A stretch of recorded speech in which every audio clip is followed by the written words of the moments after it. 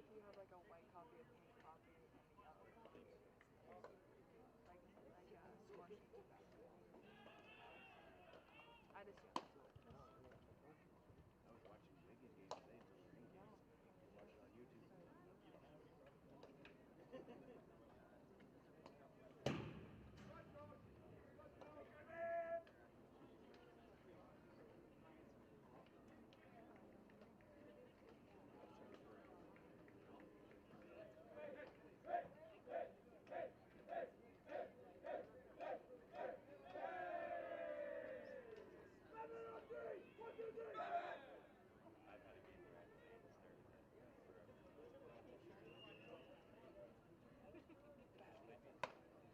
I'd be way better. Pissed off.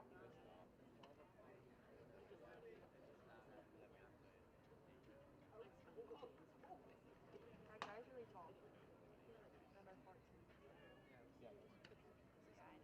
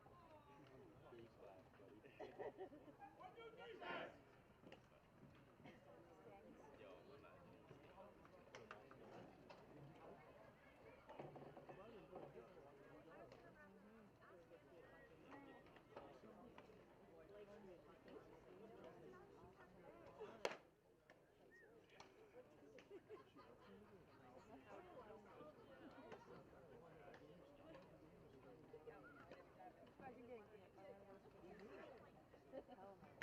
Yo, imagine this game. What a match game. Imagine getting hit by one of those pitchers. Hell no. He's swinging, Susie put his arm around like this. Oh, yeah?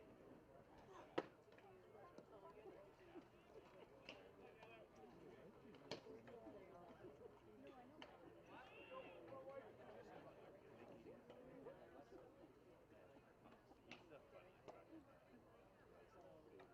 He's the funniest fucking guy. Dude, like, just nasty on the game. You didn't give him a chance to score. He didn't score the first time.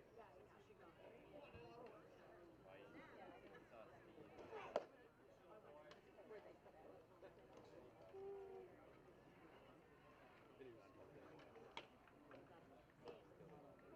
Didn't even touch him once. Still went under. He was on the wall today. He was like volleyball position. Is there a ball sponsor? Yeah, he should be. They made it trouble with Stanley. Good evening, everybody, and welcome back to Kitchener, to the Peter Hallman Ball Yard. This is the Softball Canada U23 Championships, game number 14, two undefeated teams. The visiting team, the New Hamburg Mustangs at 3-0, and the Rostock Batmen, who are also 3-0. Leading off will be Colby Ricketts. He was the hero in the last game. A two-run homer to tie the affair in a come-from-behind victory against Delisle, Saskatchewan. Dale Schweier is the pitcher for the Rostock Batmen. Fires a ball there. Ricketts to lead it off. He'll be followed by number 44, Caden Eichler. Called strike. 2 balls, 1 strike. Want to welcome everybody on behalf of the Kitchener Fastball Promotions who put on the Softball Canada event. That's fouled off to even the count up. Ricketts has had a pretty good tournament. A couple of home runs already. One on the opening day yesterday that went over the beverage tent in right field. And then the clutch home run to square the affair with Delisle and send it to extra innings.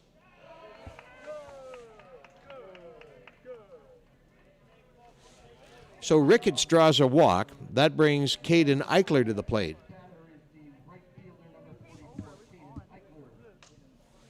Eichler is playing right field. Ben Dom will be on deck.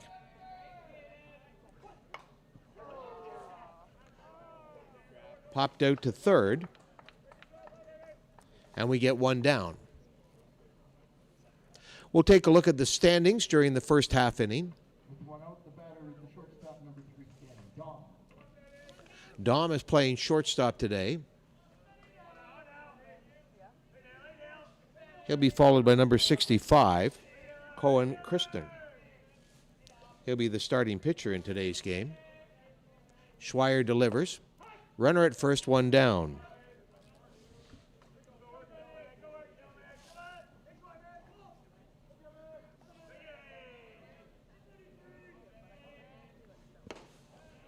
Steal attempt, the throw goes into center field, and so that will allow Ricketts to scamper around to third base.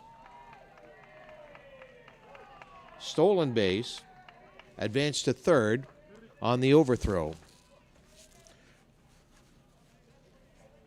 We'll also keep you up to date on the Masters tournament. One final to report today in extra innings. The Waterdown Hammer blanked the Shakespeare Falcons 1-0. Game underway, the defending champions from Coburg, the Force, have quickly jumped out to a 3-0 lead over Huron County Angels. 1 on, 1 out. Top of the first inning. New Hamburg looking to go to 4-0. Rostock looking to go to 4-0. Fouled away there by Dom, the shortstop.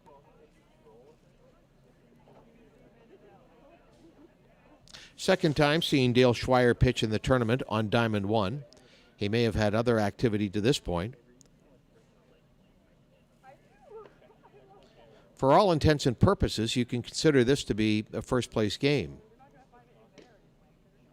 And again, we still have another day of play coming up tomorrow in the under-23 division. And then the playoff round is set for Thursday, with the championship game set for Friday.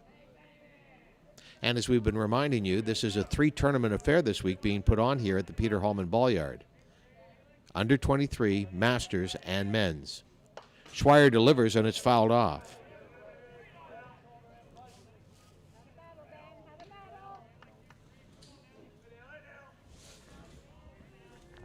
Doing the catching today for Rostock will be number 78, Nick McGrain. Schweier to McGrain. Swing and a miss. First strikeout for Dale Schweier. 2 down. Runner at third. And here is the pitcher, Cohen Christner.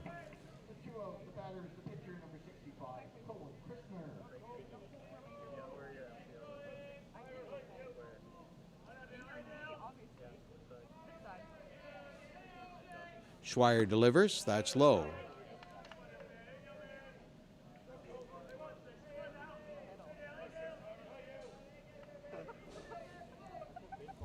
One ball. Christner is the cleanup hitter. That 2 is a ball. Pitcher against pitcher here in this matchup.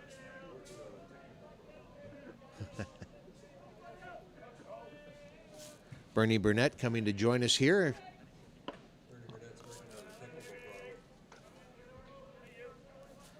And the technical problem is with your precious phone, or? No, the scoreboard, one of the issues we had was the regular scoreboard here doesn't work, so we brought in, actually, courtesy of Wilmot Fastball Association, we brought in a portable scoreboard. And we have the unit at the scorekeeper's desk, but there's no backlight, and so they can't see what they're doing. So I'm trying to figure out how to get a backlight. Ah, okay. If the rain wasn't enough. All right, take care. See you, Trevor. That's fouled off. We're in the top of the first inning in game number 14, Softball Canada U23. Two undefeated teams at 3-0 head-to-head. New Hamburg at the plate. Runner at third, Colby Ricketts. 2 men away.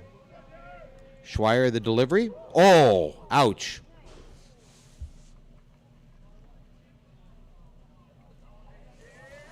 His pitching rival.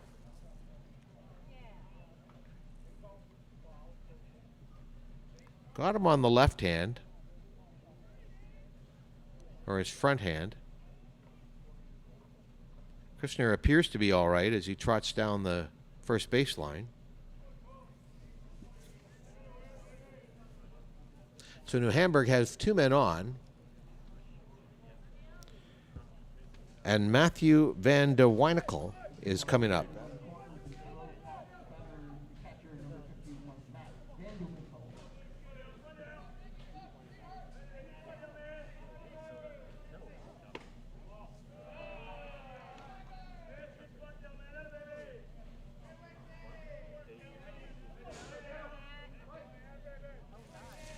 Pitch to Van de Winkle. Called a strike. We're in the top of the first inning.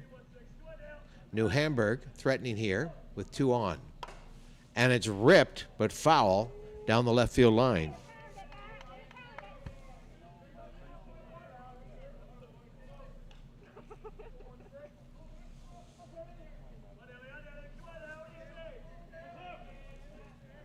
I believe Aiden Chloe is on deck. This one gets away, scampering home. They fired it into the outfield, thinking that he had a shot at somebody at third base, but the run scores.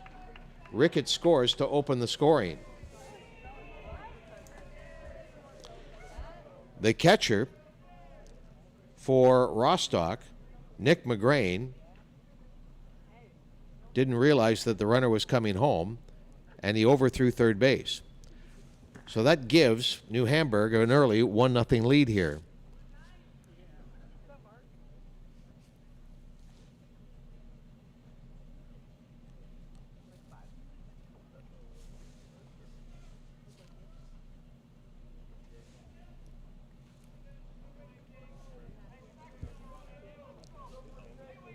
Van de Winkle back in.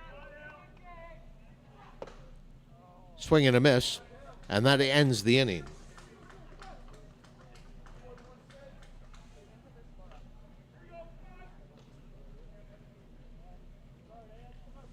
New Hamburg gets a run without the advantage of a hit.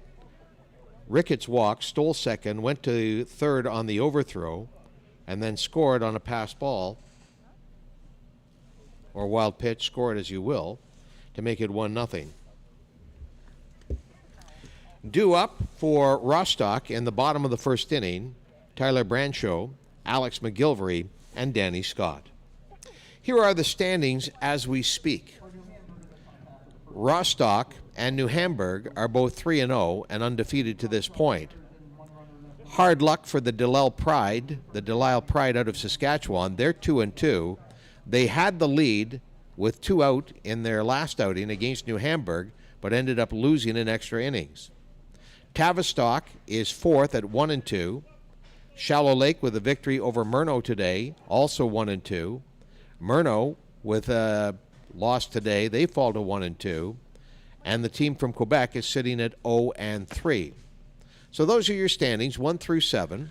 We have a 3-way tie for 4th as it stands right now. The team from Quebec needing some wins. They still have 3 to play in the round robin. It's a true round robin here in the under 23. There are 7 teams entered. Everybody will play everybody for a 6-game round robin. And then the top 6 teams out of the 7 will advance to the playoff round on on Thursday. And then the championship game is set for Friday.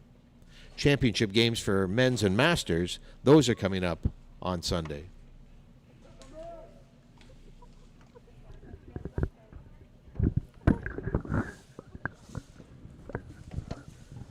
And I'm back. Okay, Bernie, Everything you said is dependent on no rain. Okay. Which brings me to another point that we'll get to in the next half inning. And that is that we will probably have 2 games not played today in the under 23 that'll have to be rescheduled. So, Bernie, we'll talk about that at the end of the half inning. For sure. Brancho, the center fielder, will lead it off for Rostock. They trail it by a score of 1-0. Bottom of the first inning. Christner not showing any effects after being plunked in that first inning. First opportunity to see him pitch in the New Hamburg games to this point. I do not know that I've seen him.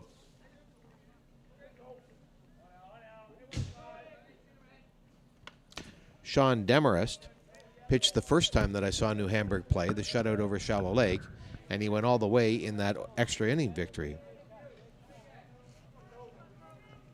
Fred, one of the things I used to do as an organizer, putting games together, and Softball Canada does these, but I would try and avoid back-to-back games. And then teams started coming up to me and said, we like back-to-back games. So there you go. New Hamburg played extra innings against Delisle and came right back 20 minutes later to play. When you played, what did you prefer? Didn't matter if I was a pitcher. I mean, when you like playing ball, we'll play. I think I told you last time we were in Barrie for a game, for a tournament, and played at midnight and then got up and played at 8. That's a turnaround. That's a turnaround. We were going up the backside of a double knockout. We actually made it to the final and lost. This is slammed by Brancho way back into center field, and that's gone. We're tied. Did not take long. Leadoff home run by Tyler Brancho, and we're all squared at 1 here at Peter Hallman Ballyard.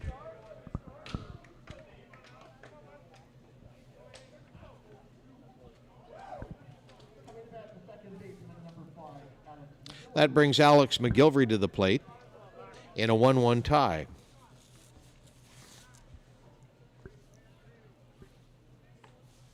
Had to do some fence reparations out in left center. You were mentioning, and for those that weren't here yesterday, the fences have been altered here at the park. Correct. You'll notice they go down pretty easily. So the rule is the players can catch the ball and go through the fence. And subsequent to that, if they stay on the fence, then the ball is live. If they go beyond the fence, then the ball becomes dead. McGilvery takes inside. 1-1 tie here between the undefeated teams. Game number 14.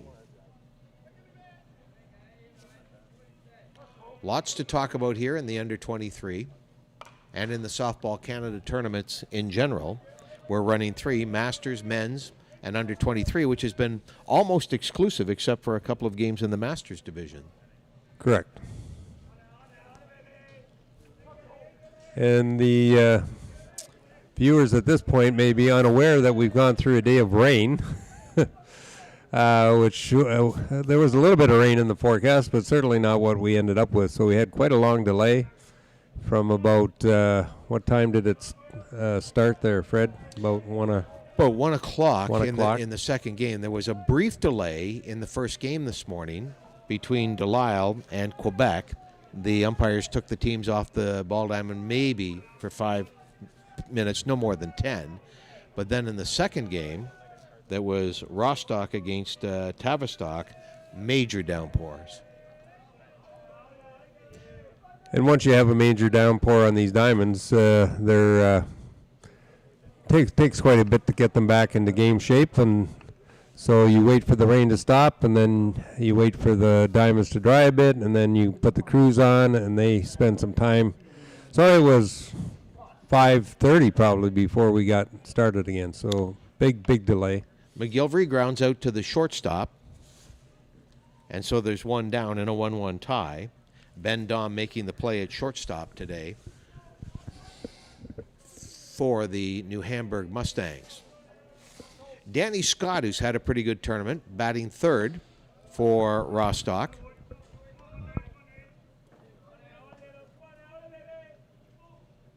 I got a text from you at one point today saying that we were going to resume things at 5:15, and when I got your text, or when I'd woken up from a little nap, it was 5:20, and I thought, oh my goodness. But even after that, Bernie, we had a bit of a delay and didn't get going until a little after 6. It's not an exact science, luckily for you. And the thing of the weather pattern today here in Kitchener-Waterloo is it came in spurts.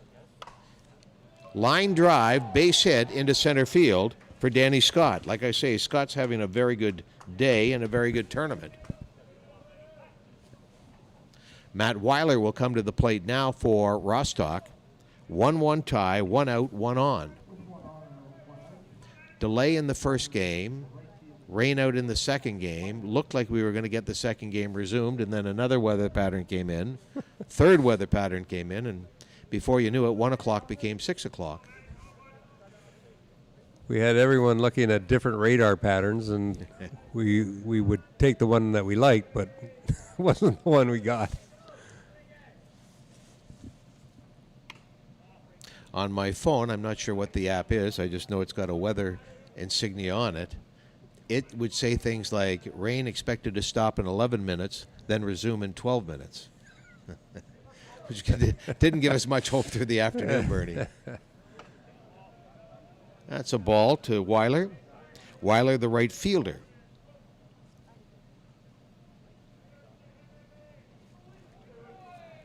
One away, 1 on, 1-1 tie. Bottom of the first inning.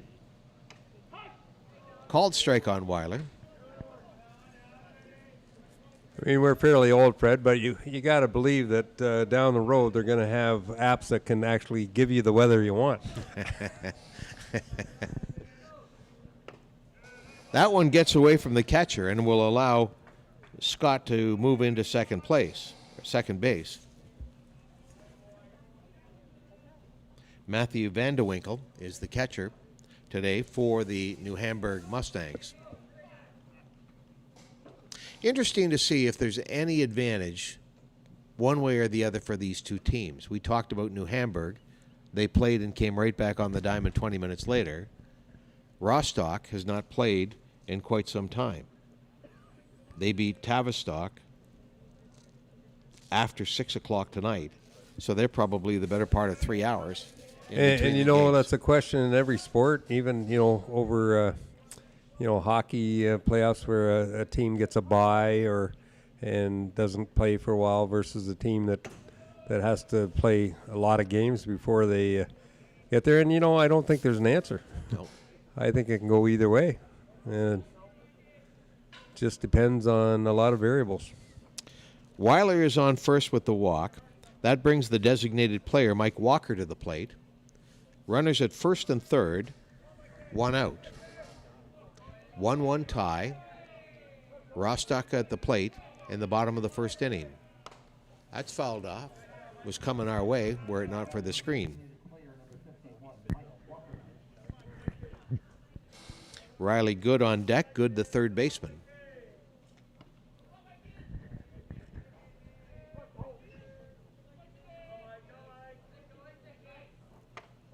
That one's high.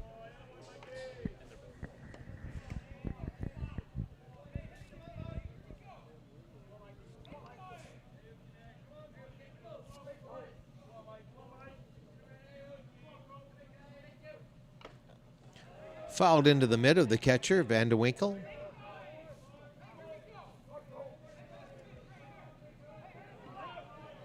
Matt Weiler at first, Danny Scott at third. One man down. That's high.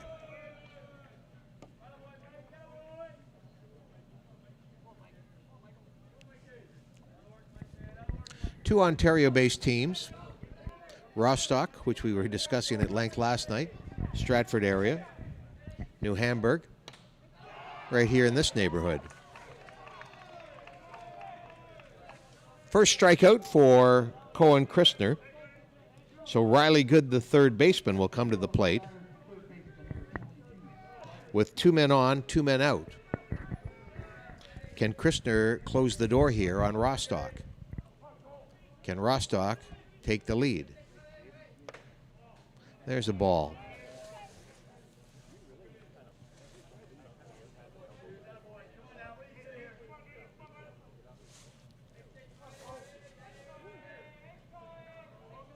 Christner delivers. Called strike, 1-1.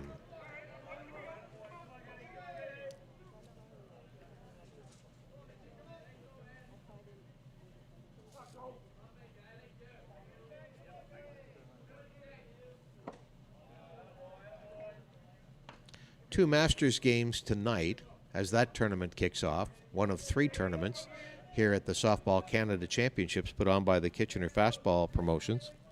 One final in, Waterdown Hammer in extra innings beat the Shakespeare Falcons 1-0. The other game we're watching has the Cobourg Force leading the Huron County Angels by a count of 3-0. Just doing a quick update, it's now 7-0 for Cobourg midway through the second inning. And those games will be shortened as well. High, and that allows Weiler to go into second base. So it's interesting you said the win was extra innings. So extra innings in a 5-inning game is pretty much a regular 7-inning game. The desire to shorten it. Now, all the Masters games won't be 5 innings, will they? No. Well, we'll talk about it at the end of the inning, but I'll talk about the, and here we go. Strike 3 on Riley, good. So we've got a 1-1 tie after 1 complete inning. For the Rostock Junior Batmen, they score a run. They got 2 hits. The big one was the leadoff home run by Tyler Branshaw. All right, let's stay with this division, under 23. A couple of games will not be played today as scheduled. Correct. So we'll talk a little bit overall. When you run into this situation in a tournament where you're behind because of rain delay, you have options. If you have another ball yard or a diamond in your ball yard that's not being used, you can start to move games around. So tomorrow we'll have Diamond 3 here will be available in the evening to catch up on some games. We also have another park in Kitchener called Bud Park that we use as a backup park, so we have that. So we can schedule, there are games scheduled there all day Wednesday, but there are also 2 diamonds over there. So there's possibility of getting extra games over there. The general principle that Softball Canada will use now is to push and get the U23 games in as much as possible. You don't want to go to shortened games because it's inconsistent, for one thing, and it's not a full game. So, but if you have to, sometimes you have to go to 5-inning games. So moving forward, Softball Canada will try and fill up Diamond 3 tomorrow, push the U23 games as much as possible, and then we'll look at Thursday. Fred, I don't know if you looked at the Do we want to talk about Thursday? No, we don't want to talk about Thursday. But, that sounds all simple and good, but it becomes a time when teams, even like tonight, New Hamburg wouldn't be playing back-to-back normally, but ended up back-to-back because of a readjusted schedule. And sometimes as you get into the tournament, you have to make sure that the teams that are playing are able to play, because they may be playing on another diamond, and it's not simple as just moving games around because they may be playing somewhere else. Jared Vosper is the batter for the New Hamburg Mustangs. 1-1 tie. We're in the top of the second inning. Vosper, the first baseman for the Mustangs. And he slams one into right field, but camping under it is the right fielder, Matt Weiler, and there's one away. To finish your point, the games that will not be played today that were scheduled, Shallow Lake against Quebec and Murnau against Tavistock. One away here in the top of the second inning.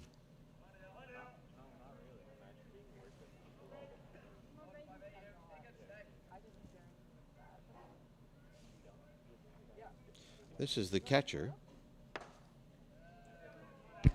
I'm going to go out on a limb and say those are the games that are probably going to move to tomorrow night on Diamond 3.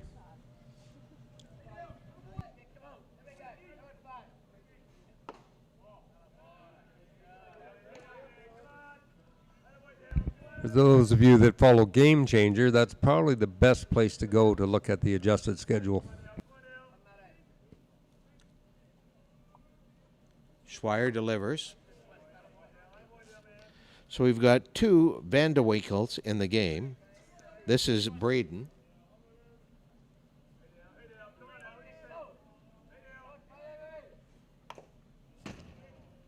And he fouls that one off.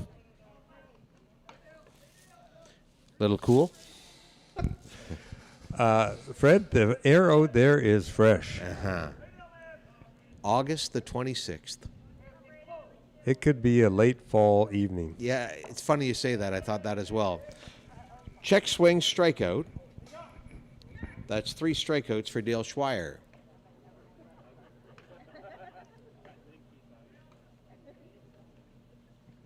Two down here in the top.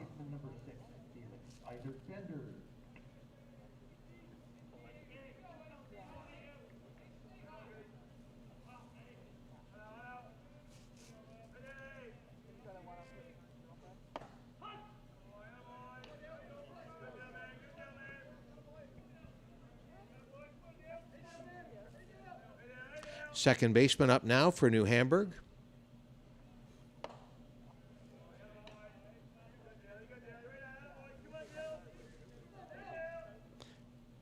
Felix Eisert Bender.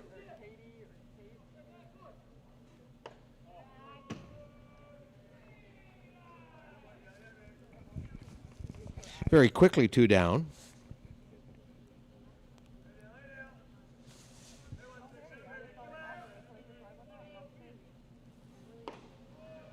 And there's the third. 4 strikeouts, 2 this inning. So New Hamburg is retired in the top of the second. No runs, no hits. After an inning and a half, we're all tied up. So just to backtrack on that, one of the games is 2 teams that are 1 and 2. Murnau Mariners and Tavistock Merchants are both 1 and 2, and they go head-to-head in one of the games that was scheduled for today but won't be played. Shallow Lake also is 1 and 2, and they're not playing. They will go against Quebec in their next outing, Quebec 0-3. So it's conceivable that those teams, Shallow Lake, Quebec, Murnau, and Tavistock, will play 3 times tomorrow. Correct. Busy day at the ballpark. But our weather tomorrow, do we want to talk about the weather tomorrow? Weather Bernie? tomorrow is, we'll talk about tomorrow's weather. It is going to be sunny and clear. It's certainly not going to be warm. The whole week has been forecast to be cold. We're in single digits every night. Although I think actually Wednesday, tomorrow night's going to be the exception. It's going to be a high of 20 and only a low of 12. It is funny, somewhat ironic too, that bottom line is that we've had one of the hottest, driest summers ever. We get to the fastball. Exactly. Here's our Conestoga TV over here is sitting indoors here with a toque on. And I would give you money for that, Farhan. Nolan. We can't get a camera on him, can we? Is the first baseman. He's up, bottom of the second inning, 1-1 tie. Rostock to the plate. Cohen Christner on the mound, fires high.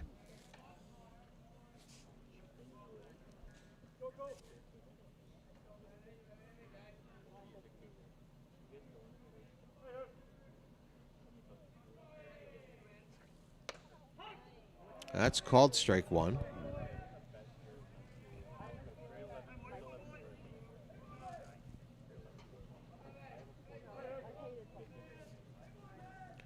Nobody on, nobody out. Fouled away. Strike 2. Kind of a check swing there. Baltina, McGrain, and Brubaker. Bottom third of the order for the Rostock Junior Batman.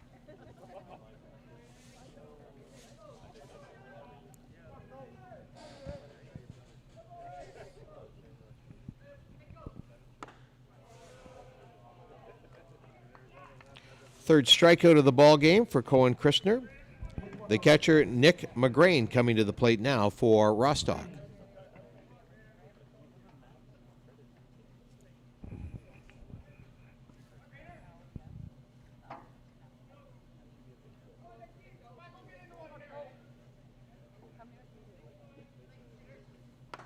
Swing and a miss for strike one.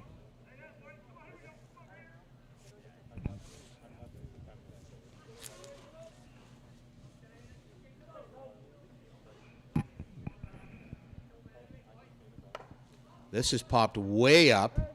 Coming across is the second baseman. He'll catch it in foul territory. So a really fleet move by Felix Eisert Bender to get the putout. Interesting, Bernie, his angle on it was probably better than that of the first baseman. Correct. It was way up there, so it was taking a while to come down, so they had some time to sort that out. Here's Blake Brubaker.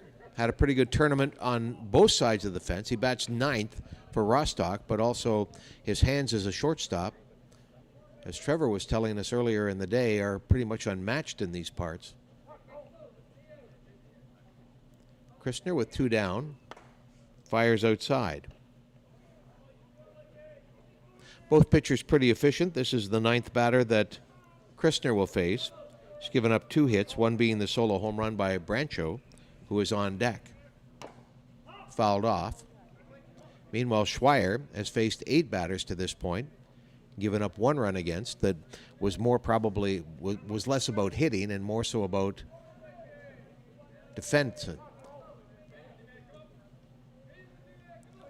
Christner pitches. Did he go? Yes, he did. Brubaker debates it, but he went.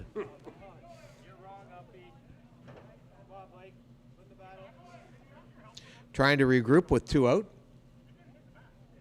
And now we're going to have a discussion with the manager from the first base coach. Did he swing or was it called?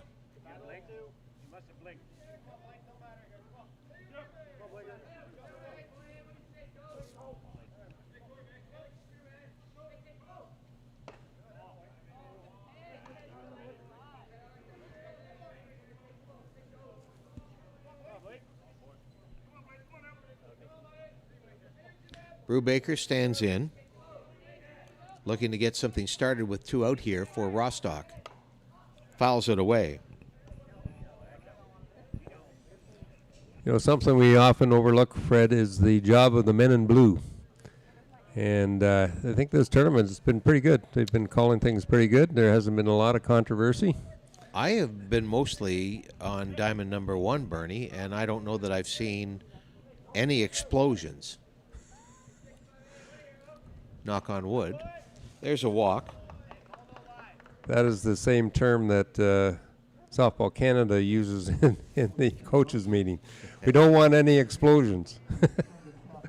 This brings Tyler Brancho to the plate. He's accounted for the Batman's lone run, a solo home run. I will say this, in the last game between New Hamburg and Delisle, I was standing down the third base line by the Delisle dugout, and the umpire, to his credit, very calmly came over to the Delisle bench after a comment was made and got them to tone it down. Nice. You know, yeah, you got to nip that in the bud, or if it gets out of hand, then you get explosions. And there was no theatrics to it as well. There was no showmanship. He just basically calmly walked over, looked at the offending party, throw down to second, and that's going to go into the outfield. And that will give Brubaker 2 bases, so he's now at third with 2 out.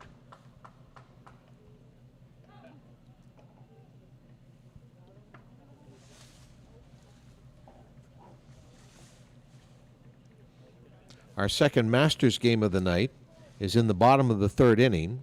The Huron County Angels are at the plate, and they're trailing 7-1 against the defending champions, the Coburg Force.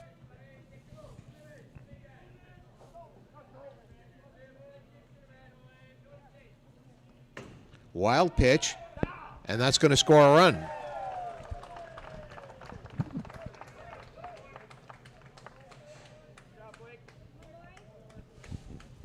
You know, there's a lot of area behind that plate and on a pass ball for a catcher to cover. And the ricochet, too, Correct. was difficult for Correct. Van de Winkle as well. So Blake Brubaker has made it a 2-1 game. He walked, stole second, went to third on the overthrow, and scores on a wild pitch. So without the benefit of a hit, Rostock has gone up by a score of 2-1.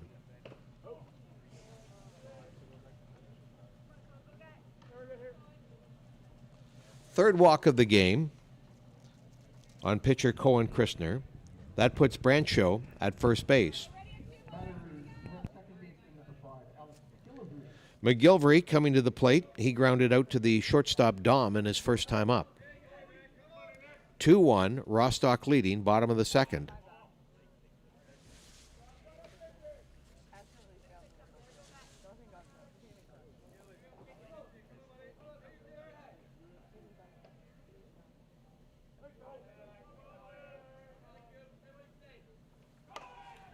Popped up.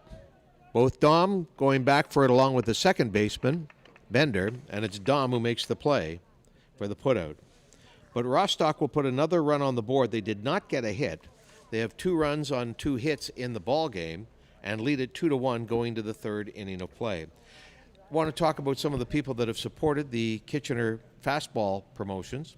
That includes Molson Coors on a number of levels, but in particular with the beverages here in the park, and also the support from the City of Waterloo that you get. Well, the city goes above and beyond. They do everything they can to help us out in terms of getting things for the tournament, getting things at lower costs. They work continually with us, and we have meetings before every tournament to make sure that we have what we want and they have what they want. We have a good rapport with the crew here, and they do an excellent job at keeping the diamonds in shape. And today was a good example of that. It took a while, but the diamonds are back in top shape after a fair bit of rain. Where's home base for you? Kitchener or Waterloo? My home, where I live? Yeah. Heidelberg. Heidelberg. So you are neither a resident of Waterloo or Kitchener, and I was going to ask you if there's an invisible barrier between the two communities, and I would suggest with the support the City of Waterloo has given this tournament that's being staged in Kitchener that it's fairly good relationship. Well, Kitchener Waterloo are notorious for their competitive nature, and but we should mention the Waterloo region, which is really what we work out of, is the Waterloo region, which includes all those townships and Cambridge and Kitchener-Waterloo. And Waterloo region has a sport hosting association, and they are huge. They financially support this. They support us with marketing. And when you're running something like this and you're going after sponsors, you want them to know the value, and the value is quite hidden. There's people shop and travel and take hotel accommodations. So Waterloo Region Sport Hosting, Alistair and Taylor, are very helpful to us. This is Aiden Cloet. Ball 2.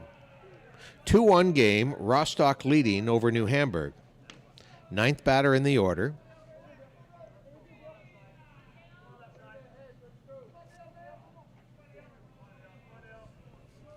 First time to the plate for Cloet. Grounds it. Running in hard as the shortstop. Makes a really nice hard throw across. That was Blake Brubaker, who is living up to all the praise that he was receiving earlier in the day. It's a good play. So I grew up in Preston, Fred, which those of people that live in Cambridge or know of Cambridge now will know that Preston was one of 3 cities that combined to form the city of Cambridge. But all of us locals still go by our original place. So that was a great sport rivalry right there, just between the 3 cities or 3 towns that eventually became Cambridge: Galt, Preston, and Hespeler. Yeah, I'm old enough to remember that. I'm old enough to remember when the Galt Hornets were something really terrific in senior hockey. Back to the top of the order. Colby Ricketts to the plate. He has the lone run in the game for the New Hamburg Mustangs. They trail it 2-1. Top of the third inning, game number 14 here at the Under-23 Softball Canada Championship. How big is Cambridge now? Just Oh, that's a ballparking. good question. I mean, it's smaller than Kitchener, smaller than Waterloo, but the population's well up there. I off the top of my head, I don't know, but it's well, it's interesting. The three town centers are still there: Galt, Preston, and Hespeler. But Cambridge, clearly, politically and everything's run under one umbrella, so it's quite huge. Fouled off by Ricketts. Which brings me to my next question. How big is Kitchener? Because I drove by the sign at Lancaster, and I think it said 275. And today I was walking by Riverbank, and the sign said 305. Yeah, 305 is closer to the actual number, I would think. Colby Ricketts goes down swinging. 5th strikeout for Dale Schweier in the ballgame. 2 away. That brings the right fielder, Caden Eichler, to the plate.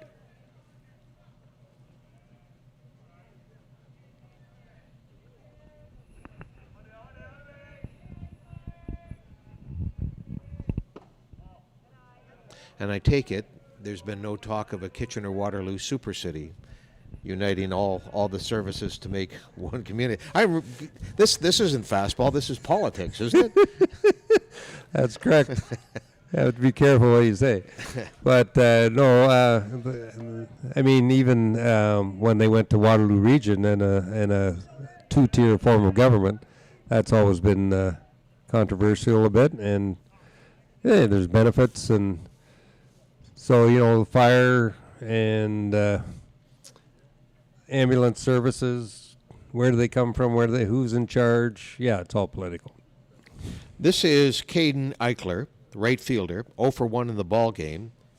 He lined out in his first time up, drilling one to the third baseman, Riley Good. 2 down, top of the third inning, 2-1 lead for Rostock. Both teams are 3-0. This essentially for first place now, and maybe for first place in the tournament. Swing and a miss, 6 strikeouts for Dale Schweier, and that ends the third inning for New Hamburg. 1 run, no hits in the ball game, and they trail it by a score of 2-1. So let's move on from politics, Bernie. We have 2 teams that are 3-0. One of them will go to 4-0 in this game. Rostock's road for the remainder of the day, or the remainder of the tournament, are games against Murnau, Quebec, and Shallow Lake. New Hamburg's games remaining are against Tavistock, Quebec, and Shallow Lake. Is there an easier road for either of those teams? Yeah, I'd say Rostock has the easier road, but by 1 match. Yeah, they both have Quebec. They both have Shallow Lake. Tavistock is 1-2 at this point, and I think by rights could be 2-1, and they might even say they should be 3-0. Right. That's the game. That's the different game. I'd like to put a shout out, Fred, to Montana's. Montana's has come forward with a donation of food for the volunteers. So they provide the lunch and supper for all their volunteers here. And that's huge for us and huge for the volunteers, and we'd like to thank Montana's for that. Yeah, and I will echo that. I'm eating extremely well, thank you very much, Bernie. Danny Scott, as we've been mentioning, is having a very good tournament for the Rostock Junior Batman. He's 1 for 1 in this ball game, singled in the first, made it to third base, but was left stranded there.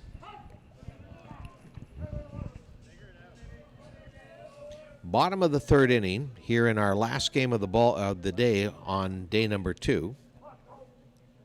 A day that was prolonged purely and simply by Mother Nature. Grounded foul. A quick check on the Masters game. They're in the top of the 4th inning. The defending champion, the Cobourg Force, are at the plate with a 7-2 lead over the Huron County Angels. 2 more opportunities for the Angels to get back and take a upset victory over the defending champions. This has popped up. Vosper is going back, but again, it's the second baseman coming across, and Bender can't get there.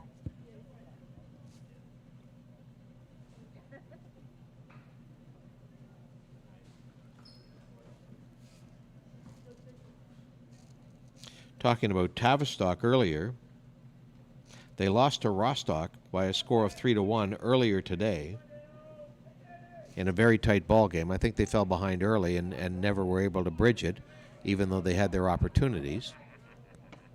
By rights, they probably should have won their first game, but as it stands, they're 1-2 as opposed to 2-1 and 3-0. Narrow margins of victory in some of these games. I think if you talk to Delisle Pride, that's fouled off, strike 3.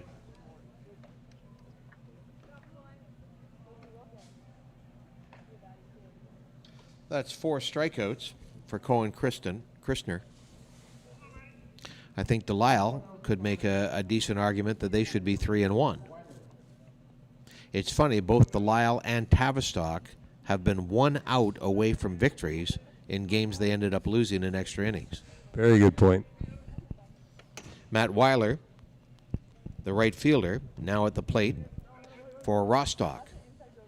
And that's why, you know, that's the whole tournament, is you have a record after playing everybody once and positions you, but then it's a whole new ball game once the 6 finalists are established. Mm-hmm.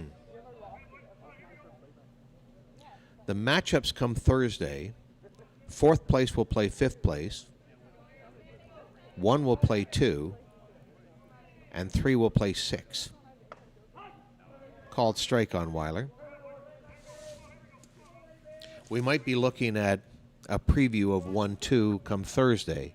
I'm not saying it's a given, but to this point in the tournament, both of these teams have been exceptionally good. Whoa, that is smacked. And Matt Weiler has his 2nd home run on this diamond.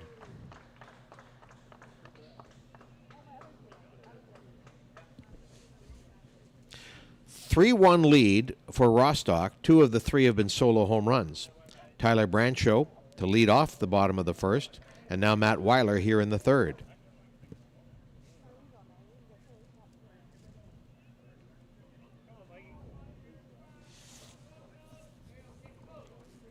Nobody on, 1 out, 3-1 ball game.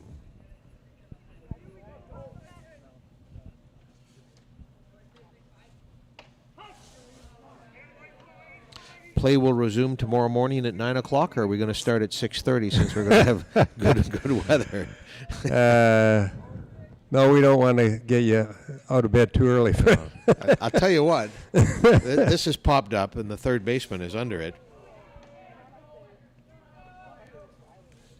Caught there by Chloe.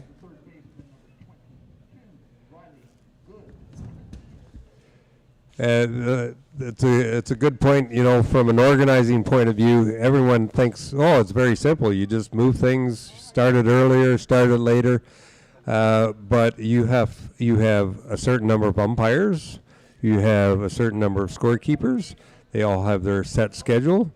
And then to change all those schedules requires a lot of communication. Even up here in the booth, we got commentators assigned for specific times.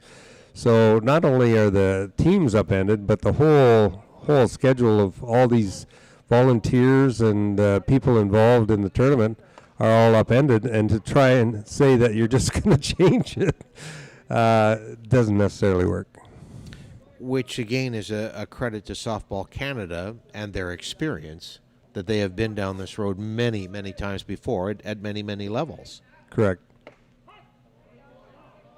The most famous one I can remember, and I believe it was a junior tournament in Owen Sound, they got to the Saturday morning, and that's your big day. That's your elimination day. That's your playoff day. And I think it might have been a 10-team tournament, so there were lots of games to be played. They got the first pitch in, maybe the first out, and then it rained. And it rained, and it rained, and they wiped out the whole day. Yeah. You know, that first pitch, that first out was all they got done, so they had to redo things on the Sunday. Yeah. Well, and I'd like to send kudos as well to, oh, we got a hit there. Riley Good singles into right field to keep the inning alive. He's at first. Nolan Bultina coming to the plate, the first baseman for the junior batman. So I'd like to send out kudos to the volunteers who are very good at adjusting on the fly, including yourself, Fred, because that kind of interrupted your day a bit. And here you are, right back on schedule almost. But the good thing about it is, here's what I knew about Kitchener before this week, really. As Bultina takes a ball, I knew where the Kitchener Memorial Auditorium was and how to get there, and I knew where St. Mary's Hospital was and how to get there. After that, I didn't know much about Kitchener, but now I'm finding all about Cortland and Fairview and all these fabulous places. So, if nothing else, I've become a big fan of Kitchener. Oh, boy. We need to give you a tour. There's a little more to it. Well, a little more to it than that. Well, keep in mind that my hometown, ON1, which is a great city, is a small city, and I look at all these amenities. Thrown down to second, they got him. So another run for the junior batman. They do it on 2 hits, one the solo home run by Weiler, and we go to the 4th inning with the New Hamburg Mustangs trailing by a score of 3-1. I'll do the job of Waterloo Sport hosting here, and have you been to the townships, to St. Jacobs and to I've never been to St. Jacobs. Wow. Well, I've never been to the market? I've been to the roundabout, but that's the extent of my trips to St. Jacobs. Okay, we have a job for us to do with Fred here. I will tell you, one time I got extremely lost, or maybe there was a detour and I ended up in Breslau. There's another whole little town. Lots of little towns, lots of little places to visit. We're close to Rostock. I got to go there. If nothing else, if they win this tournament, I got to go for the parade. The Coburg Force are pouring it to the Huron County Angels by a count of 11-2. That's in the 4th inning. That should end up as a mercy then. Okay. I would think. 9 after in the 4th? Well, when you go to a 5-inning game, I think some of the mercies would still apply. I'm looking at the schedule for tomorrow, and again, I won't tell you the times because we'll have to do some rejigging of the schedule. But when I look at this, I think one of the key matchups will be an early one. Shallow Lake against Tavistock. And that game might not be early because Shallow Lake still has to play Quebec. Welcome to our nightmare. You know what, Bernie? I'm going to put this at the bottom of the pile. That's the last we'll talk about tomorrow. I should reiterate that if you have Game Changer, the updates would be the best place to find the updates. Especially if you come into the ballpark. You don't want to come to the ballpark and find out that your team's not playing. So.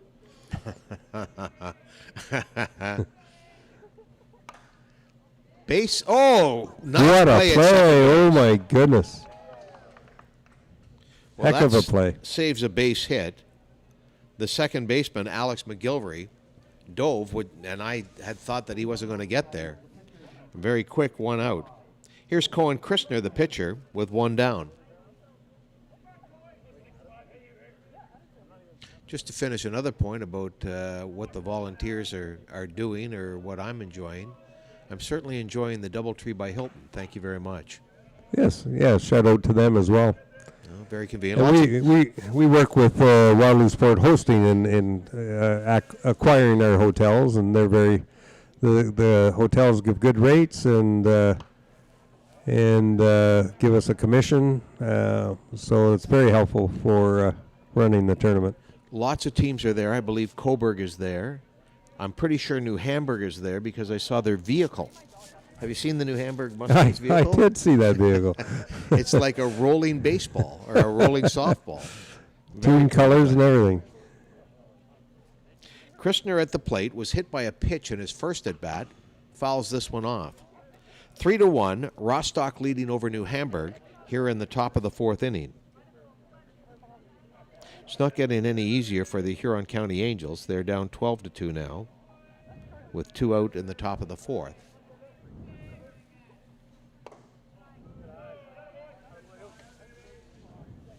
Hosting this kind of event, whether we're talking about softball or maybe it's any sport or major activity, is a real tribute to the venues that are available. Well, we have the Ontario Games coming here next year. That's something the Waterloo Region Hosting Committee works hard at, applying for bids. We've applied for Canada Summer Games, and when you get those types of events here, if you don't have the venues, then you in your bid you'll talk about improving the venues. But those types of games, there's sometimes money available to help you better your local facilities or actually add to your local facilities. Cohen Christner grounds out to third, which brings up the catcher, Matthew Vandewinkle. It's easy for me, I guess, to say this because it's not coming out of my pocket necessarily, but I will use the city of Owen Sound as an example. That they got the city and the YMCA went together on a venue that's a full service Y and 2 ice surfaces or 2 arena facilities. Right. And it's just allowed the city to do so many different things and accommodate so many others. So I actually worked for the local Y for 15 years, and the YMCA's do a lot of partnership with communities. So even then, the Waterloo Y is combined with a library and a skateboard facility, and so lots of those combined facilities work really well in communities. Well, it's been a real boon to Owen Sound, and I'm from the Midland area, and Penetanguishene is right next door, and to say their arena is aging is an understatement, and I think there's always been a desire for one, but they worry about the costs, and I think if you can overlook that and understand what a new facility means, both in the short term and in the long term, you would get by it. Bottom of the 4th inning, Rostock coming to the plate, holding a 3-1 lead over the New Hamburg Mustangs. New Hamburg has 1 run. They do not have a hit in this game off Dale Schweier. Their only run coming when Colby Ricketts walked, stole second, went to third on the overthrow, and then scored on a wild pitch. Due up for the batman here, first baseman Nolan Bultina, followed by the catcher Nick McGrain, and then the shortstop Blake Brubaker. Among the people that we want to thank for sponsoring our event today, talked a little bit about Montana's Cookhouse, Barbecue and Bar, along with McCarter Grespin Lawyers. Tell me about them, Bernie. Well, there's a couple what we call regular supporters of our tournaments. You mentioned one there. There's about 3 or 4 there that are local businesses that have supported fastball for years and years and years, and we're very thankful for that. And in terms of food, I'd like to highlight Village Caterers that have a food truck here every year, and it takes a big chunk out of our responsibilities to have someone come in and do the food for the fans. Do they have the raisin pie? Well, we'll pay attention to the game for a bit, and then I'll talk about the pie. Okay, because I saw somebody on the third baseline, and I went, what is that?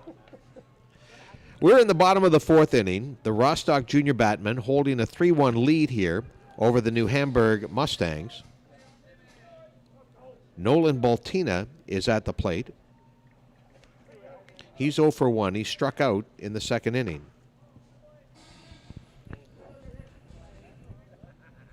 He'll be followed by Nick McGrain, also 0 for 1, and Blake Brubaker, who walked in his only plate appearance and scored a run. Brubaker scoring on a wild pitch. The other 2 runs for Rostock have come via solo home runs. Tyler Brancho to lead the affair off, and Matt Weiler in the last inning.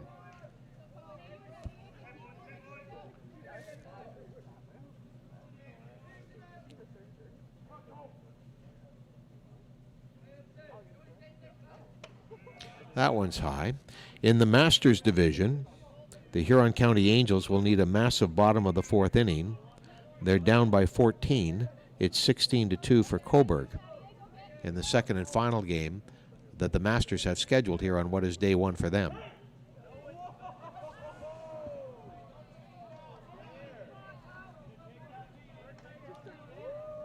Fifth strikeout for Cohen Christner, and not necessarily a popular decision on one side of the ball diamond. Yeah, a little biased there. Probably could have gone either way. We don't have the advantage of the television, and again, we want to thank Conestoga College Digital TV for everything they've done for this tournament. We hope that you're enjoying our live stream. But we don't have the box that Major League Baseball has to... That's a dangerous box. Yeah, or the technology to show you how close it is. Or isn't.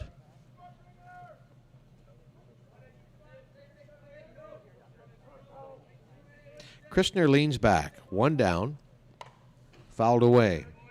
The batter is the catcher, Nick McGrain. He popped out in foul territory to the second baseman, Bender, in his only at bat in the second inning.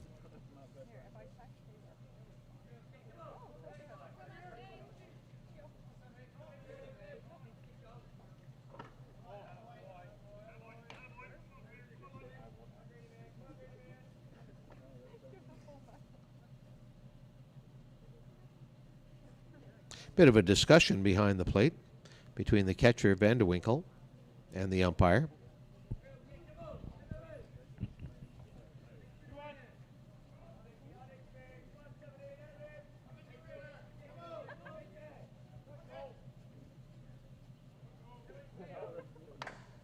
Pounded into the ground and pounded through the infield, right up the middle.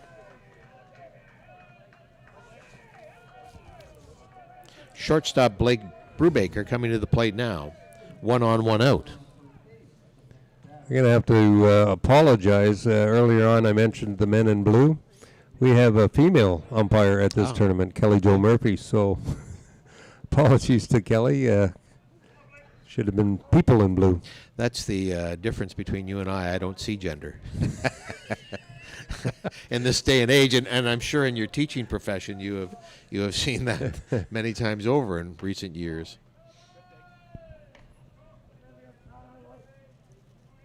Brubaker takes ball one. Pretty effective player, both with the stick and certainly defensively. Ball two.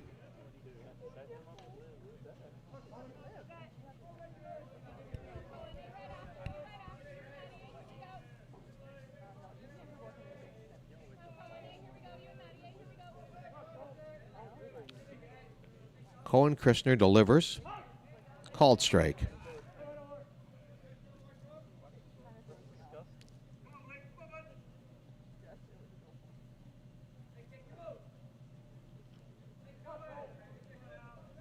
Brubaker digs in. Christner delivers. 3 and 1.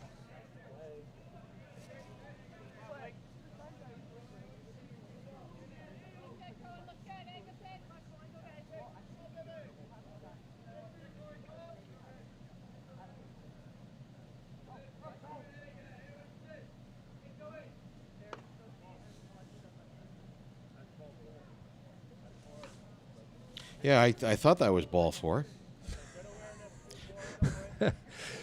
We have no way of telling them, Fred.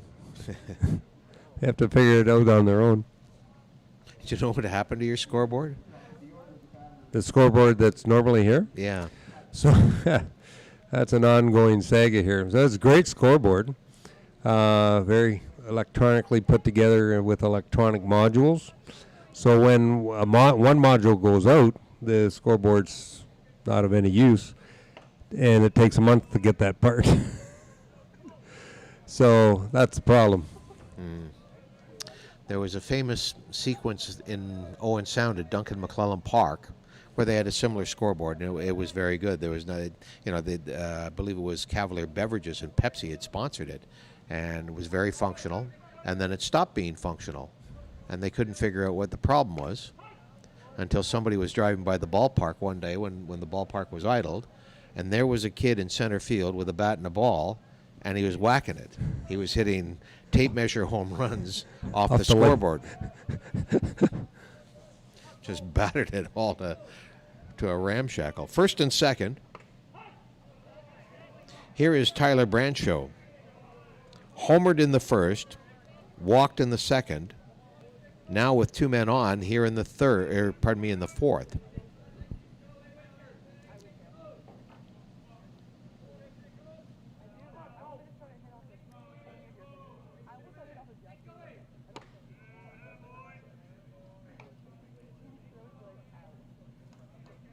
One away, that being Nolan Baltina, to open up the inning. Top of the lineup for Rostock.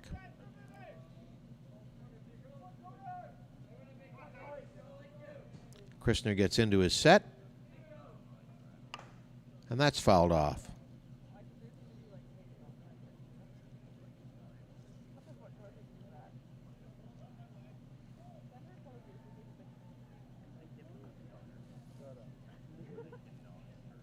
I will say this for the fans in attendance, they're a hardy bunch.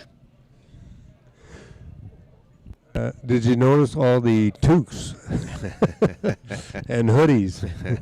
Walmart and Giant Tiger did well today. So we have some paraphernalia for sale, and our hoodies are doing really well this year, Fred. Fouled again by Brancho. I will say this, the most boisterous supporters are probably those from Delisle, Saskatchewan. I think if you come a long way, you want to make it worthwhile. And your team is doing well. They're 2-2. I think they could make an argument that they could be 3-1 and right in the conversation for the 1-2 position. They'll have to dangle and also get some favors along the way for them to finish in the top 2. I think based on the flow chart or the seedings, I think what we're looking at here are the 1-2 teams. Brancho swings and misses, and he goes down for the first time in the ball game. For Cohen Christner, that's 6 strikeouts. Alex McGilvery, 0 for 2. He grounded out to the shortstop Dom, and then lined out to Dom. So we'll see what Alex can do here. Brancho is now going to run at second for the catcher, Nick McGrain. Just another idea to speed up the ball game. You know, an initiative that came in quite some time ago. Correct. Really effective. Yep. Take strike one. Thought about it. Tried to check.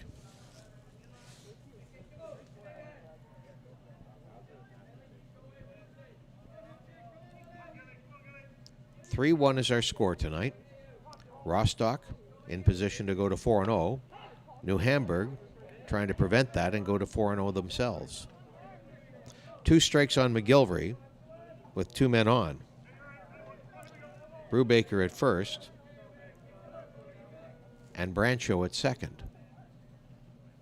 Reverse that. No, Brancho is at second. Pardon me.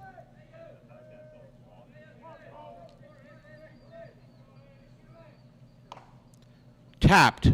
McGilvery is going to be tagged. Did a shimmy there. And he's tagged out, 1 unassisted. No runs. They did get a hit. Rostock is out hitting New Hamburg 5-0 in the ball game, and they lead it by a score of 3-1. First dry inning for New Hamburg in this ball game. Solo home run by Brancho in the first. Brubaker scored on the wild pitch in the second. Matt Weiler homered in the third, but Christner gets through this inning unscathed, and we go to the 5th inning in a 3-1 ball game, Bernie. Okay, pie and ice cream story. So back in the early 2000s, we hosted our first ISC tournaments. I think Tom Clancy was involved, but like I said, it was nice to have someone in charge of the food. So John and Donna Weber were big fastball fans, and Donna said, well, I'll run the canteen for you. And so they sat down and they started looking at what they would put in the canteen, and Donna said, well, we should have pie. Of course, all the fastball guys looked at her and said, pie?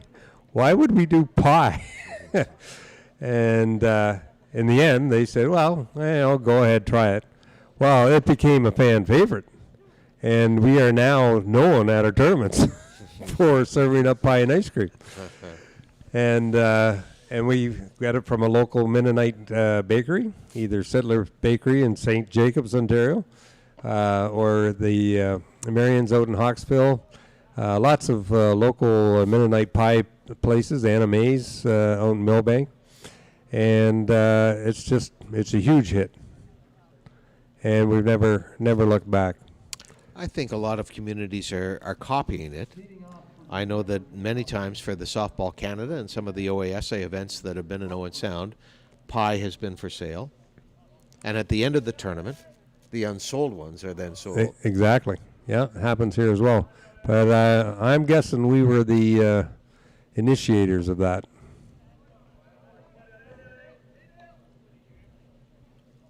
We're in the top of the 5th inning. New Hamburg Mustangs coming to the plate. They trail it 3-1. This is the first baseman, Jared Vosper. 1-1 is the count. I'm looking over the other diamond. That game seems to have concluded on diamond 3, which I'm assuming was the Masters game. Yeah, the last score I saw was 16-3 for Coburg. I think that would about do it. Yeah. So Coburg, I think it's safe to say, are going to 1-0.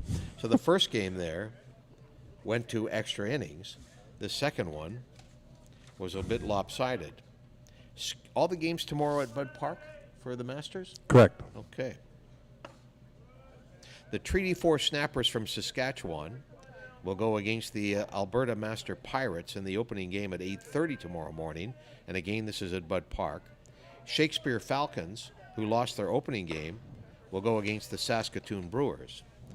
Strikeout of Jared Vosper.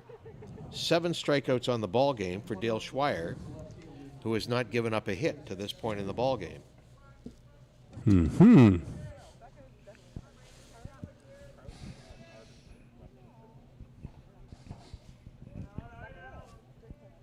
I once bought a pie at Duncan McClellan Park at the end of a tournament. Nice cherry pie. There's ball 1 on Brandon Vandewinkle. And as often is the case between the canteen and my vehicle, I got distracted by some crisis that somebody was having. Got into my car, and as I made a left turn, I could hear something on the roof. And there went the pie. Right on 10th Street in Owen Sound, which is the main drag. So you went home with cherry cobbler? Well, I had a cherry streak on the vehicle. About 5 minutes later, I had to go back up to the ballpark because I'd left something there, which is also often the case.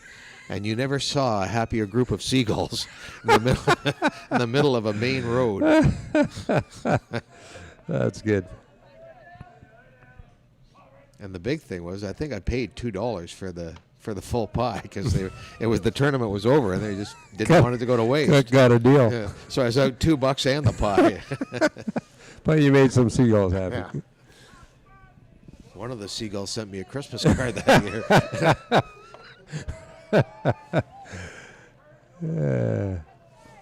There's a walk delivered, a rare one. Second of the game for Schweier. He has not given up a hit. He's walked 2 and hit a batter. Here's the second baseman, Felix Eisert Bender. Bender's a pretty common name in these parts, is it not? Yes, definitely Mennonite name. I mean, on all these teams, you're going to hear a lot of Mennonite names, even from up your way. The Brewbakers, the Martins, Benders. One down, one on. Yeah, there's quite a few Mennonite boys playing. In a previous life, I was a tour guide at St. Marie among the Hurons, and I worked with Larry Bender and Rosalie Bender. I know them well. Who are from this neighborhood. Called safe, beat it out. So there is the first hit off of Dale Schweier, and it certainly isn't a powerful hit.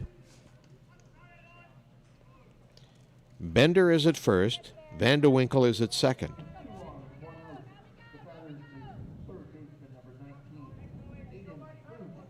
So the Bender on first is a nephew of one of our pastors at my church, Waterloo North Mennonite Church, who just got a position. Oh, that's true. Here comes New Hamburg. RBI single for Aiden Clute. Bender has moved around to third. And it's a 3-2 ball game. Anyways, he's gone from Waterloo North Mennonite Church over to Herb Street Mennonite Church. He did a couple other jobs in between, and they were down in the stands watching the game. The game now is tightened up. It's 3-2, with one out. A rare walk by Dale Schweier. The first hit was an infield hit by Felix Eisert Bender, and then Cloet drove him in with a single. So things have tightened up here in the fifth inning as we go to the top of the New Hamburg order.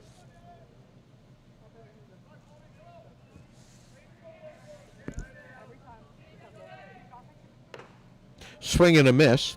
Colby Ricketts, who scored the first run for New Hamburg, is 0 for 1. He got on with a walk in the first inning, struck out in the third. Grounds one to the second baseman. McGilvery, another diving play, but they'll score the run. That is the second diving play of the second baseman for a pretty good out, despite the fact they scored the run. Alex McGilvery saves the damage, or limits the damage. No kidding. But we've got a tie ball game now, as both Van de it's just Winkle 3-2. and Bender have scored. It's not tied yet. Right? Or is it 3-3 now? I got 3-3. Okay, they're behind on the scoreboard. I'm just a little ahead. You're way ahead of everybody, Fred. You can have your new technology. I know it's 3-3. No, I would go with you any day, Fred. I used to have a great saying, I know in my heart that it's 3-3, with a runner at second. So I have to say, we have wonderful scorekeepers. Yeah. And they've been with us for years, but they're pen and paper guys. And they do not like the new technology. And so it's a challenge for them to do Game Changer and that sort of thing. We're working at it, but they much prefer the paper. And then now with the having to work with the new technology, they're behind on the scoreboard. It's a bit discombobulating for them. Well, it's understandable. Oh, for sure. I'm semi-retired as a professional broadcaster, but I still have my hand in it a little bit when they're short or when there's a need. And I just want to throw the computers out the window sometimes. The concept is terrific. The concept that they have for some of the stuff is terrific. And the concept of the savings is terrific. But the actual functionality is less than 50-50. Bouncing ball, and it's now 4-3. The shortstop, Brubaker, who generally has very sure hands, couldn't handle that. And a run comes in, and so New Hamburg has put up 3 here in the top of the fifth to turn a 1-3 deficit into a 4-3 lead. And we're going to have a pitching change. Isn't that funny that Dale Schweier sailed along? No hitter. Unscathed. I didn't want to say anything, but you kept mentioning the fact that they were they got the run without the benefit of hit, and then they were not scoring, and literally he had a no-hitter going.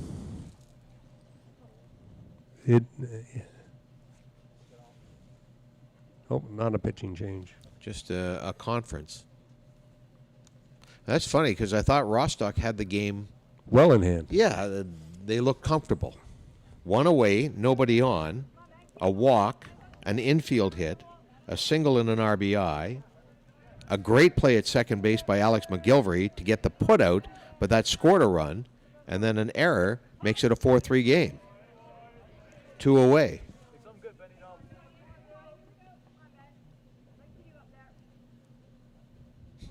And the scoreboard is up to date now. Marianne is one of your volunteer scorekeepers? Yep, she's gone home, so we're not blaming her for this one. I've been to enough ball tournaments both here goodness. and elsewhere where Marianne's been a staple. Well, yeah, we say if we don't see Marianne, then there's something wrong. It's not an official event. We have a number of scorekeepers that are like yeomen. Ken that's down there now, Steve over on the other diamond, Diane, Marianne. I mean, they're well, you got people like you that are here all day.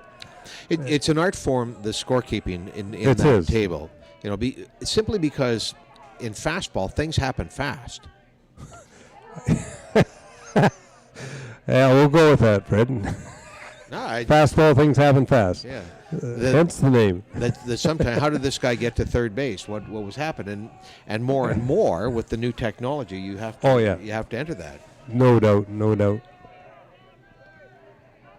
I think one of the frustrations for them, is on paper it's quite easy to sort of make some changes in numbers, but when you got a computer system that you have to go in and to make all these changes, meanwhile the game continues, and it's tough. You can't handle it. When the technology maybe first arrived, I'm going to say it was about 2003, was the first time that Owen Sound had a men's championship tournament for Softball Canada. Yeah. And I remember a guy by the name of Jeff Coulter. If you know your agricultural products and you're anywhere between here and Owen Sound, you know Jeff. Well, Jeff had volunteered to input it into the computer, and he took the scorebook and then was inputting in the computer. Right. And the computer wasn't necessarily being conducive to what No. Jeff wanted to do. And I came into the ballpark the next morning at about 8:30, 9 o'clock, and there was Jeff still inputting. He'd been there my all goodness. night. Oh, my goodness. So the New Hamburg Mustangs put together 3 runs in that 5th inning. They had 2 hits, and they have now taken a 4-3 lead. That brings us to the bottom of the 5th. Rostock, for the first time, trailing in the ball game, or pardon me, second time trailing in the ball game. They were down 1-0 very early. They've had a 3-1 lead, and they now trail 4-3. Lots of back and forths. We want to thank a number of our sponsors, including MTE Consultants and Iron Horse Financial Solutions. What can you tell me about those 2 companies? The first company you mentioned is one of our regular contributors. Iron Horse Financial is a new one, and I'm not familiar with them. What kept this from being a miserable day, and this is extremely selfish on my part, but the Royal Bank went up $5.45 a share today. So no matter what happened today, it was going to be good on one level. So I still see there's a game going on over there. Not sure that would be a U23 game, or is that? All right. I don't believe that it would be the Masters game because that one must be finished. That one's finished. So there's a U23 game still going on over there. So let's see if we can find that. Would it be Shallow Lake in Quebec? Could very well be.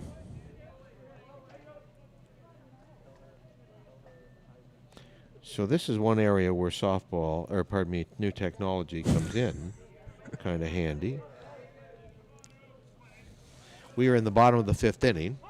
Trying to pay attention to Danny Scott here, who's 1 for 2. Struck out in his last appearance.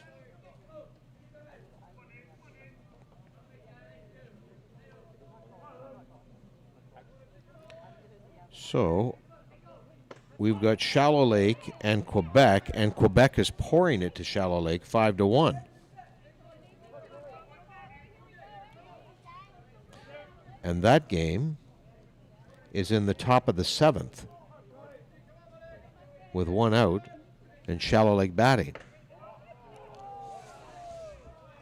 So I think I alluded to last year's U23 where we had all these teams after a couple days that were undefeated and thinking, okay, this is how our tournament's going to go. And then boom, boom, boom, another day, and it was a whole new picture. So if this score holds, then Quebec and Shallow Lake will both have records of 1 and 3.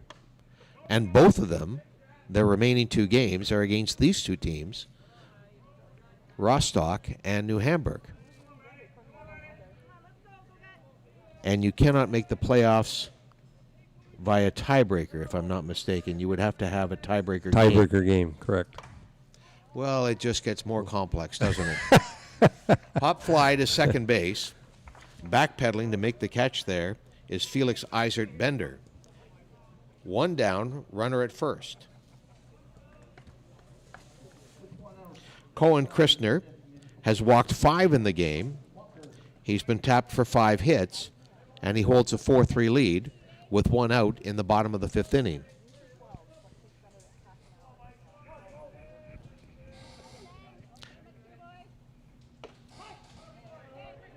Well, good for Quebec, and if Quebec gets that win, that means that everybody's on the board.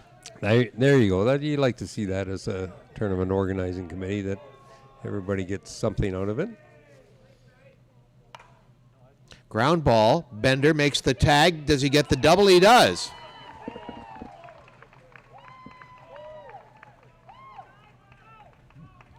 A very quick inning. No runs, no hits. And just like that, we go to the 6th inning, and where once Rostock was holding a 3-1 lead an inning ago, they now trail 4-3 going into the field. A couple of other sponsors. We're looking at the New Hamburg Mustangs. Want to thank Expressway Ford of New Hamburg. So Expressway Ford, I'll jump in there, provide the van that takes the umpires back and forth from the hotel to the game sites. Who's your driver? Well, welcome to the organization. We had Kelly Jo Murphy, who was the female umpire that's umpiring. So obviously we lost her to the umpires. So she cobbled together some friends to help out there. But yeah, Kelly Jo did it for us last year and was great. But again, you know, as organizing committee, it's nice to be able to shuffle a responsibility like that to one person, and you don't have to worry about it yourself or multiple people. In the Masters division, the Waterdown Hammer are 1-0 and the Coburg Force are 1-0. They will resume play, and all of their games tomorrow will be at Bud Park. Just a footnote to Quebec leading here 5-1, with Shallow Lake threatening. Runners at 2nd and 3rd with 2 men out. But I think... What inning is that in? That's the top of the 7th. So it's the last go for Shallow Lake. Okay. Ground ball by Christner. Scoop by Good. Throw across. In time. So that's twice that Riley Good has been the aptly named Riley Good and made a good play to get the pitcher for New Hamburg out, 5-3. Here's the catcher, Matthew Van de Wykel. You have to be careful of those names, Fred. I remember one player by the last name of Couch. Okay. This is whoa, train track. So the good news, Fred, is that we found the key to the lock to the one door that gets us to the train tracks, and went up and subsequently retrieved 10 balls. Wow. And balls represent a significant expense. Softball Canada supplies the balls for this tournament, which is great. They have a sponsorship arrangement with Raleigh. 2 strikes now on the catcher, Matthew Van de Wykel. He's 0 for 2 in the ball game. Struck out in the first. Grounded out to McGilvery in the second. Fouls this one off. McGilvery defensively has made 2 outstanding plays. One off of Colby Ricketts that did allow a run to score, but otherwise could have prolonged an inning by quite some time. The other one was off of Ben Dom.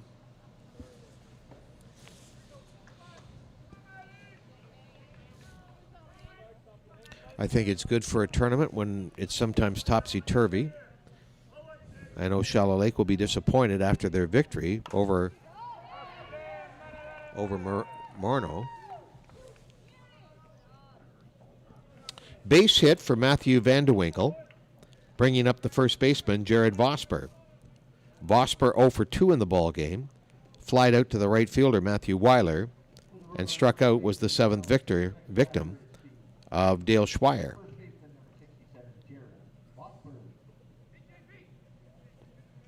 Something happening here. We got a different runner coming in for Van de Winkle.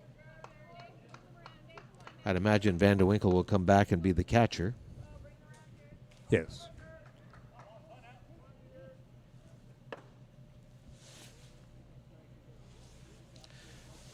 I would suggest the best Softball Canada tournament that I was ever at was what would now be known as U15. It was a Bantam tournament, I don't know, 5-6 years ago. There were 8 teams in the tournament. Only one of them had a miserable experience. The rest were right in the middle of it. And I think the winning team had to win 4 times on the last day to run the table to get there. You know, it was highly competitive. I believe Chepstow had a team in there. If not Chepstow, then who would be the other one? Not Sebringville. McAnally was the pitcher. Wasn't Teeswater. Chepstow. Chepstow, Shallow Lake, East Hants, Waterloo were in it. You know, they were all very, very good competitive teams. Yep. Vosper, as mentioned, 0 for 2 in the tournament. Fouls this one off of his teammate. Back in the day, there was a town just up from Heidelberg, St. Clemens. They had some really good ball teams in the day. I believe that's Matt Freeman, number 22, at first base running for Van de Winkle. This one is popped into right field. Weiler will scoop it up and get it back into the infield. First and second now for New Hamburg. So New Hamburg went 4 innings without a hit. They got 2 hits in the 5th. They have 2 hits here in the 6th.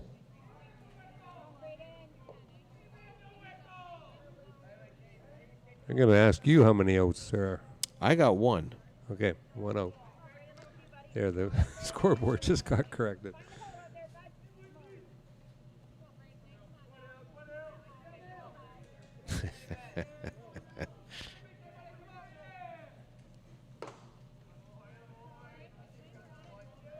This is the other Van de Winkle, Braden Van de Winkle. He's 0 for 1.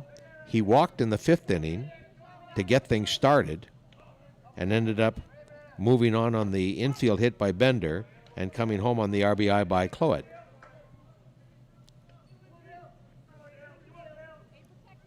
Two on, just 1 out.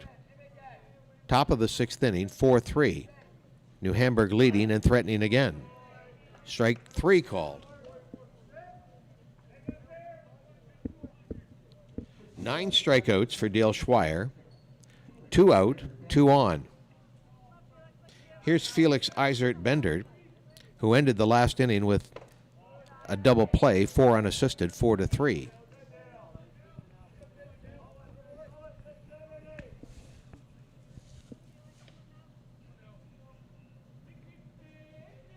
Pitch by Schweier, swung on and missed.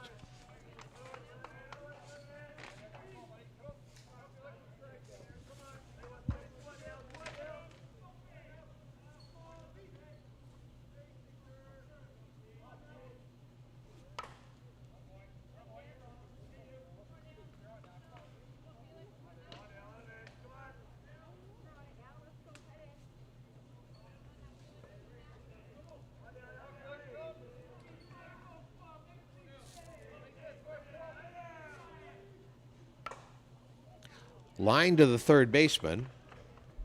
Good will make the catch, and that will end the top of the 6th inning. No runs for New Hamburg, but they did get 2 hits and now have 4 in the ball game. And we'll go to the bottom of the 6th inning with the Rostock Junior Batman coming to the plate, trailing by a score of 4-3, Bernie. So, Fred, it looks like the game over on the other diamond has finished off. So I'm assuming that Quebec has defeated Shallow Lake. Here are our scores today. The Delisle Pride outscored Quebec 12-7. The Rostock Junior Batman won a tight one over the Tavistock Merchants 3-1. The Shallow Lake Sting got their first win in the tournament, beating Murno Mariners 9-2. Really exciting game here in the evening, New Hamburg Mustangs rallied to beat the Delisle Pride 5-4 in extra innings. Just completed, as you mentioned, 5-1 Quebec beating Shallow Lake Sting. And so the only game that remains to be made up is Murno against Tavistock. We're watching the Batmen against the Mustangs, and the Batmen are down 4-3 coming to the plate here in the bottom of the 6th inning.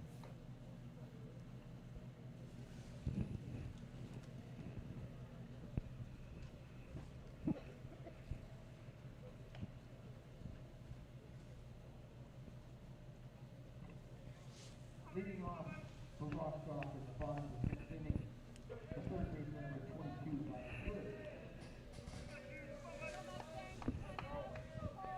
Here's number 22, Riley Good, who made that good play at third base, and he drifts one into right field. There we go. First pitch, leadoff hit. with a runner on first. The batter is the first baseman number 9, Zoltina.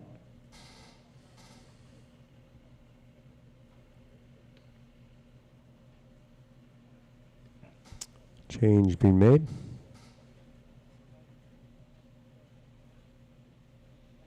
I was tabulating some standings. So this will be Aiden Yard coming to the plate in place of the first baseman, Nolan Botina.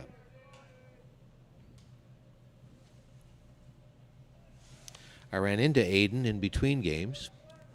I've known him, ironically, he's wearing jersey number 11. I've known him since he was 11 years of age when he was playing minor Pee Wee hockey, a very good player in Owen Sound minor hockey. And he's enjoying the tournament, but not necessarily enjoying the way he's been swinging the bat. So we'll see what Aiden can do here. Oh, he lays down the bunt, advances the runner to second, and they tried to get him back at second. So a sacrifice, pitcher to the second baseman, Bender, moving Good to second base. So Rostock playing for the run in the bottom of the order.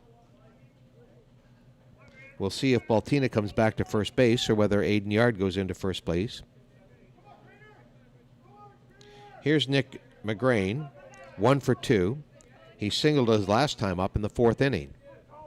4-3, 1 out, bottom of the 6th. Pass ball. Down to third. Catcher number 38, Nick McGrain.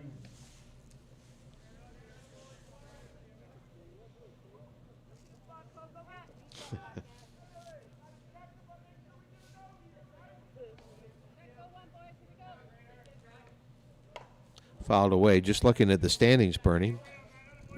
Shallow Lake was on the verge of moving into a tie for third had they won their game against Quebec.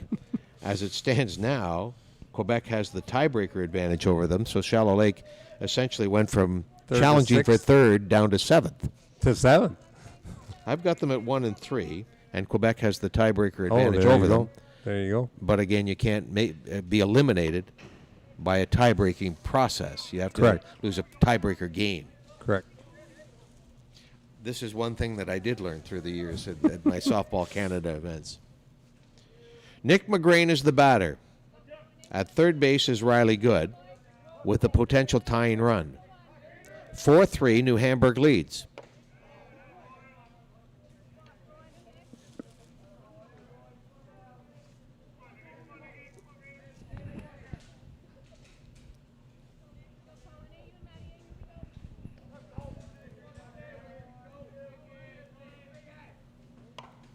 This is lobbed, and that's going to drop. Base hit for Nick McGrain and an RBI. And we are tied again. New Hamburg led 1-0. Rostock led 3-1. New Hamburg led 4-3. And now we're squared at 4 with Blake Brubaker coming to the plate. I'm just wondering, Fred, is there a time by which the hotel won't let you in? Yeah, 9 a.m.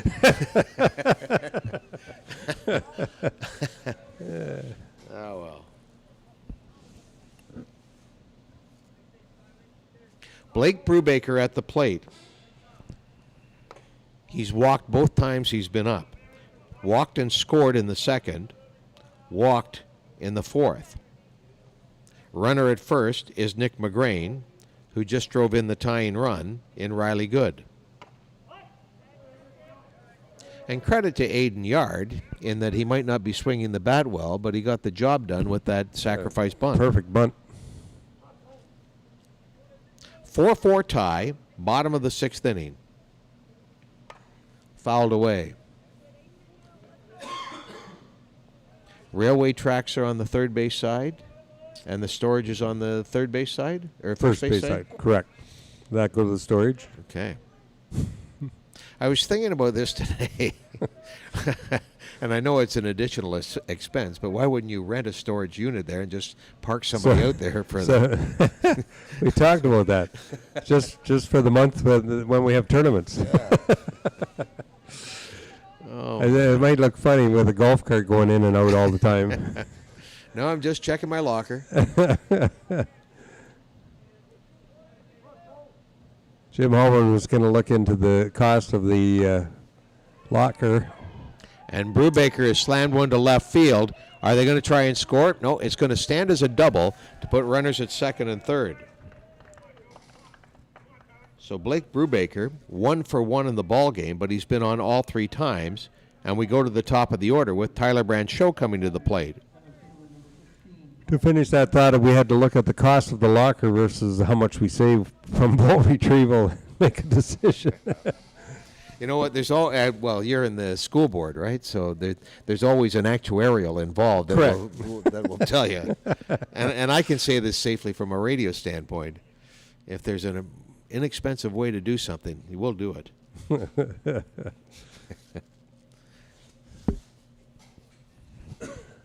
Meeting on the mound, 4-4 tie, bottom of the sixth inning.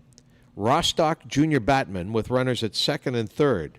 Brubaker after the double at second. McGrain, who drove in the tying run, is at third. Only one away. So a big opportunity here for Rostock. You got to like a game, Bernie, when both teams, undefeated, have a chance to stay undefeated, but one won't let the other get too far out in front. Yep, exactly. Well, I think we mentioned we felt Rostock looked comfortably in the lead, and then suddenly they weren't. And then New Hamburg was actually looking comfortable, and now they're not.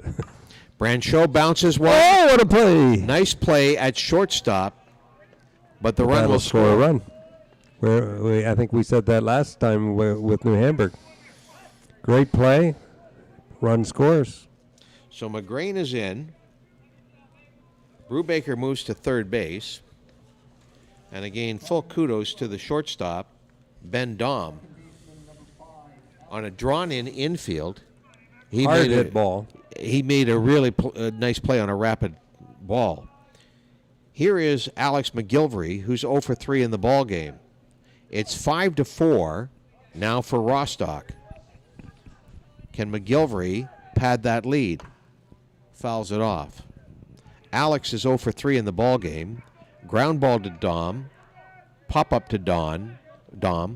And then one where he did the shimmy, shimmy, shake going down the first baseline and was tagged out by Christner. That was very descriptive, Fred.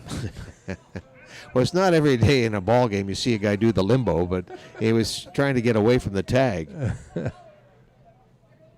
2 down, 1 on, 2 in. I think that foul ball might have hit the food truck.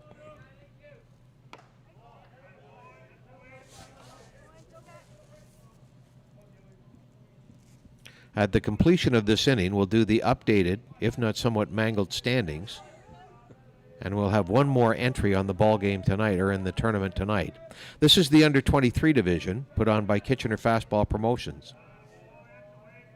Softball Canada running the under-23, the Masters men's, and the men's championships all concurrently. The men were scheduled to play tonight, but they've been moved. I think that game was Toronto Batman and Kitchener Cubs, I believe, is going to be moved to Thursday. Full day of activity. In fact, again, this is all determined on the Softball Canada rescheduling. But I think on my schedule there was to be just one U23 game on Diamond 1. And so our live stream tomorrow would be mostly men. Again, they're going to push the U23s, make sure they get those games in. So who knows? Yeah, Stay tuned. We're just missing the one game. Yep. Murno against Tavistock, a battle of 1 and 2 teams. My guess is those games will go on Diamond 3 later tomorrow. Or do they need? Or do the playoffs start? No, playoffs are Thursday. Thursday, yeah. So they can. They might, rather than readjust the entire schedule, just tack them on at the end on Diamond 3. We want to say good morning to everybody. We have bypassed 12 midnight. No, really. We thank everyone for joining us on our live stream at softball.ca. Our special thanks to Conestoga College Digital TV. And we'll be back here at 8 a.m. Farhan, what's the longest that you've ever been at a ballpark? So last year I was maximum to 1 o'clock. Yeah, we were here till 1 last year. 1 o'clock. All right. Well, we've got 47 minutes to beat your record. McGilvery stands in, and there's a walk.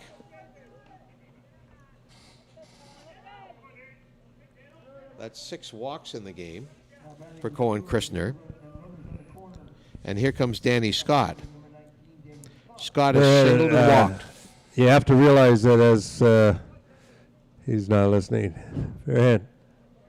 As announcers and as live stream people, you cannot be biased for a team or a score. You cannot wish that one team scores more. So you can go home. And it wasn't like Farhan wasn't listening. He was asleep. Subtle difference there.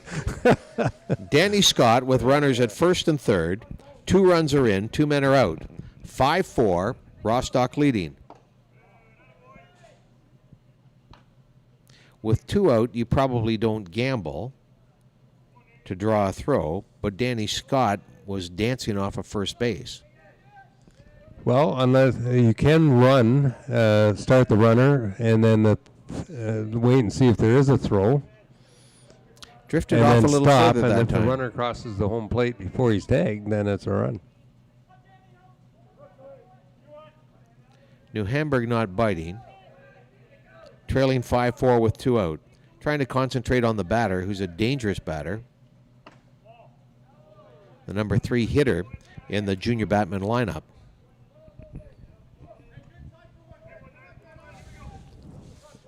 With 2 runs here in the bottom of the 6th, Rostock has taken the 5-4 lead.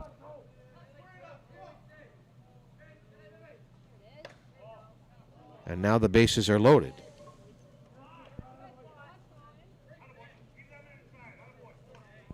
Seven walks on the game for Rostock.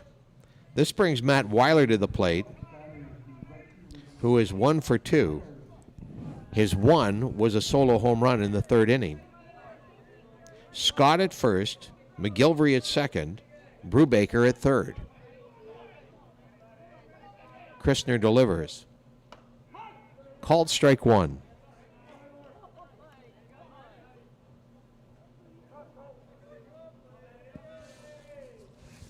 Weiler has homered twice during his games here on Diamond 1.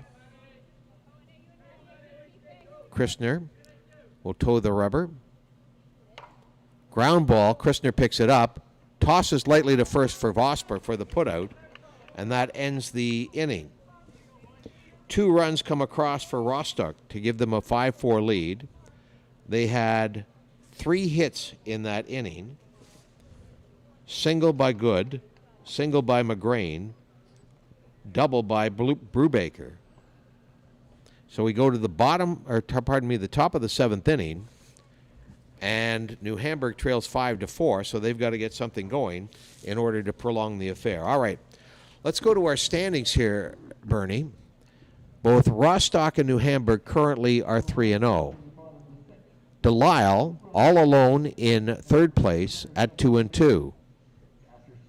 Murno and Tavistock are 1-2, and they will face each other in the makeup game tomorrow because they didn't get their game off today.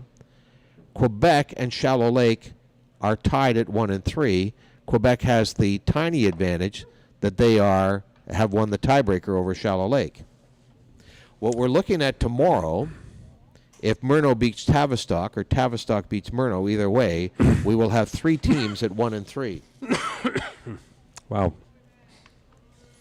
And up top, you're going to have an undefeated team and a 3-1 team, so you're going to have a clear 1-2 through the play so far.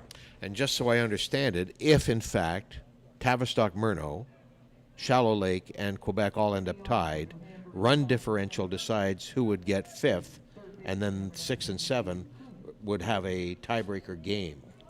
Correct. Okay. Well, no, so they go head to head, but as you mentioned, and I'm wondering if that's only in the men's division that applies, that they would have the tiebreaker game. Okay, stay tuned. I was in on the coaches meeting, and it was mentioned in the men's meeting, and I don't recall if it was mentioned in the U23 meeting. Aiden Cloy drills one to center field. A running catch out there by Tyler Brancho on the first pitch, and there's one down. New Hamburg down by 1 with 1 man away, goes to the top of their order, and it's Colby Ricketts. Ricketts walked and scored in the first inning, struck out in the third, had a base hit taken away from him by a great play by Alex McGilvery in the 5th, and here he is trying to ignite something in the 7th to push New Hamburg into a tie or beyond.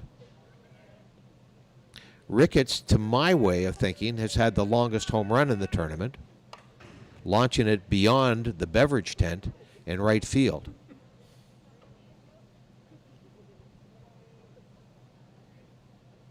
Fouled one off. Been a lot of dramatics in the last innings. Delisle with their win and Delisle with their loss. This one is fouled away. Well, and New Hamburg had that dramatic win Over Delisle. Right. So I guess just shows you that God's a fair guy. It depends from whose perspective you're looking. Maybe not a fair guy to Tavistock, but Schweier the pitch, swing, fouled away. 2 strikes on Colby Ricketts.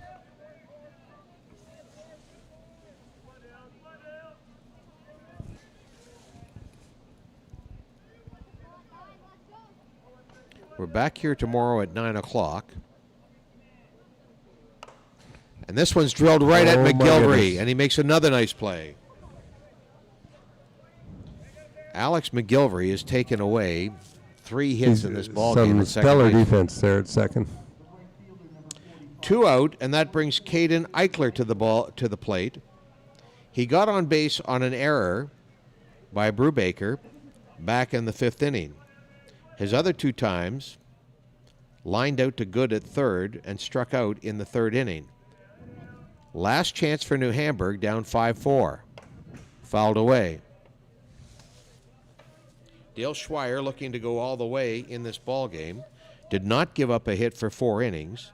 He's been touched for 4 in the previous 2 innings. Schweier delivers. And I think McGrain wanted a different call on that one. Yeah, I think. 1-1.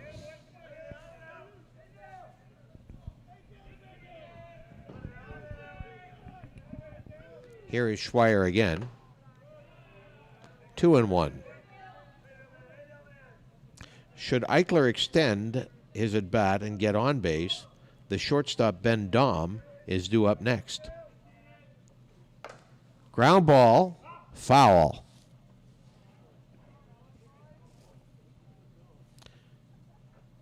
So the drama continues to heighten. 2-2 is the count.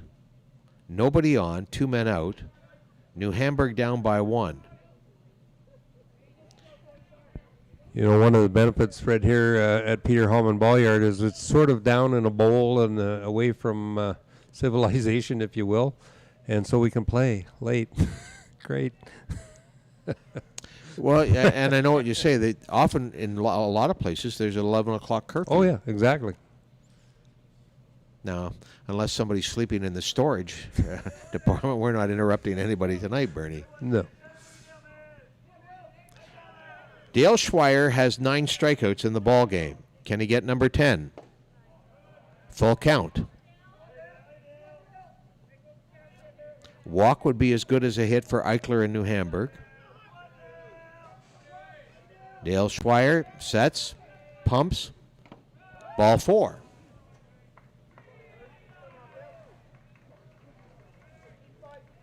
So Schweier has walked 7 in the ball game.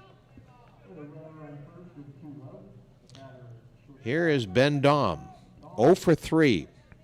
Struck out in the first inning.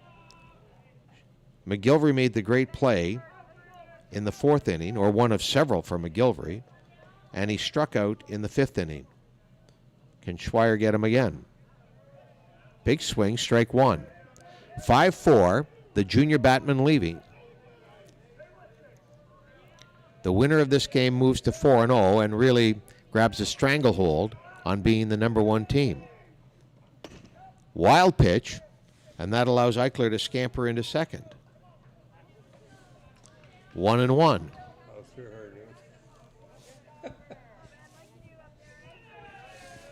By the way, Farron, it's 12:15. Dale Schweier in the circle, fouled off. 1 ball, 2 strikes. The killer instinct that almost every pitcher in this tournament would have developed long before now. The desire to stay alive that probably every batter has, illustrated by Ben Dahm. Ball. Lots of zip on it, just high and outside.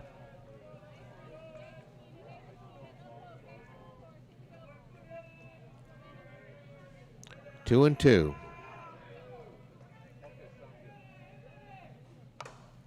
Up the middle. Oh, my goodness. Well, Farhan, Oh, my goodness.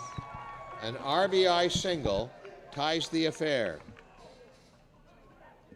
Caden Eichler comes around to score on the RBI single from Ben Dahm.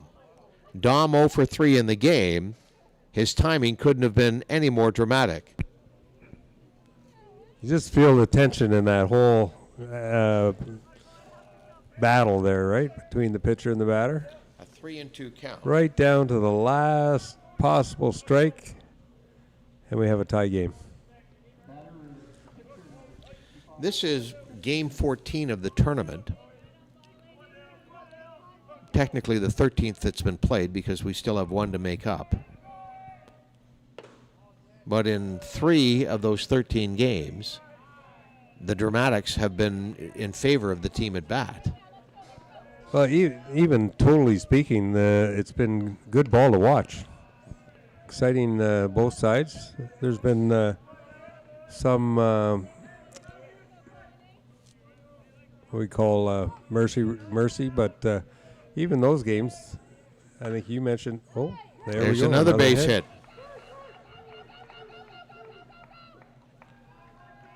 So Christner with the base hit. Ben Dahm goes to third base. 2 men on with 2 out. 6 hits in the ball game and 7 walks for the New Hamburg Mustangs. First game of the tournament kind of set the tone. Delisle snatching victory from the jaws of defeat in extra innings. Delisle then had their fortunes reversed as we get a pinch runner at first base for the pitcher Christner. When New Hamburg beat them just hours ago, and now New Hamburg looking to do it again to Rostock, tying the game at 5 in the top of the 7th.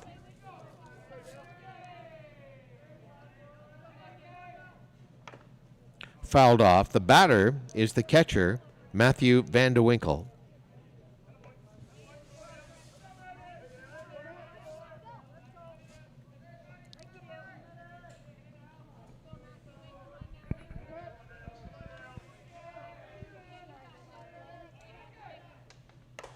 This is lifted, and the shortstop will make the catch. Backpedaling out there was Blake Brubaker. So the 1 run ties the affair. They got 2 hits. So after 7 at the plate for New Hamburg, 5 runs on 6 hits. The most telling hit, a single, an RBI single by Ben Dom. So Rostock has a chance to win it in the bottom of the 7th. Mike Walker, Riley Good, and Nolan Boltena to come up for Rostock. Walker, 0 for 3 in the ball game. Good, 2 for 3 in the ball game. Baltina, 0 for 2. Aiden Yard pinch hit for him the last time and dropped the sacrifice. If you're in Ontario, it's 20 after 12. So, Fred, there's like 50 fans still here. A good hearty contingent. Yeah, most in blankets. I'm not sure if they have those blankets or if they're frozen to the bleachers and just can't Maybe leave. they can't move. Bottom of the 7th inning. Do we have more dramatics this time from Rostock? This has been a fantastic game. Nothing to take away from either team. Back and forth. Mother yeah. Nature really is the villain in all of this. Exactly. Prolonging the day. And as in all these competitions, it's a shame there has to be a loser, but it's always exciting to win one of these, of course. New Hamburg led 1-0. Rostock led 3-1. New Hamburg led 4-3. Rostock led 5-4. We're tied at 5 in the bottom of the 7th. Called strike on Mike Walker. Walker struck out in the first, popped up to the third baseman, and then grounded into a double play.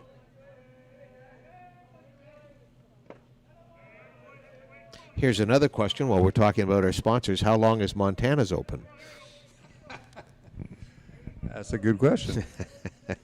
My guess is they're closed right now. Probably open to 11. Hammered into right field and making the catch out there on a ball that was curving in He was reached, Caden Eichler. reached behind him to grab that. Put a little star beside that one. Riley Good to the plate. Good is 2 for 3 in the ball game with a run scored. He scored the 5th run in this ball game for Rostock. Singled, was sacrificed to second, moved to third on the pass ball, and then was driven in by McGrain.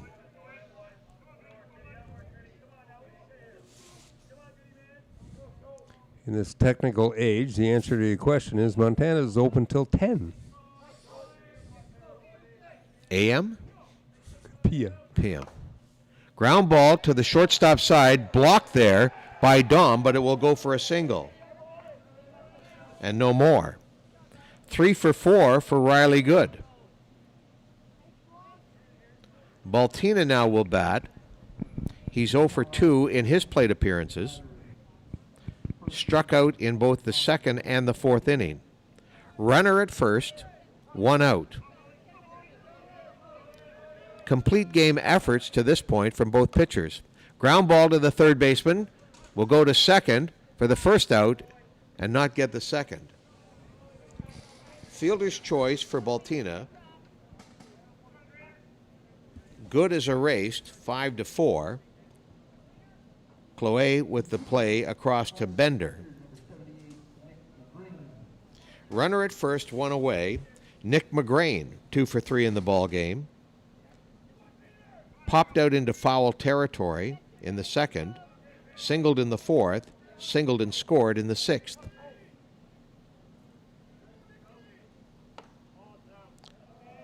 There's a ball.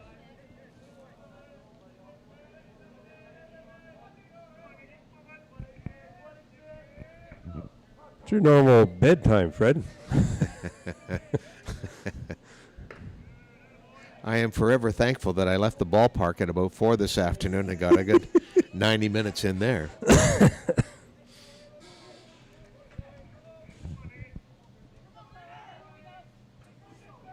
Nick McGrain looking to be the hero for Rostock.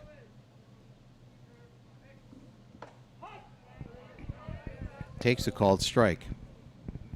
Neither team willing to capitulate in any way, shape, or form.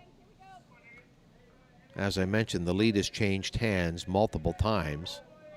We've had 4 lead changes, and now we're still tied. McGrain swings through and misses.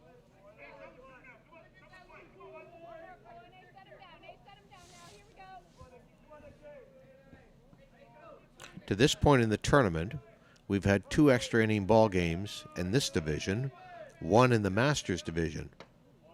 Ball outside. Vandewinkle, a good job to snare that.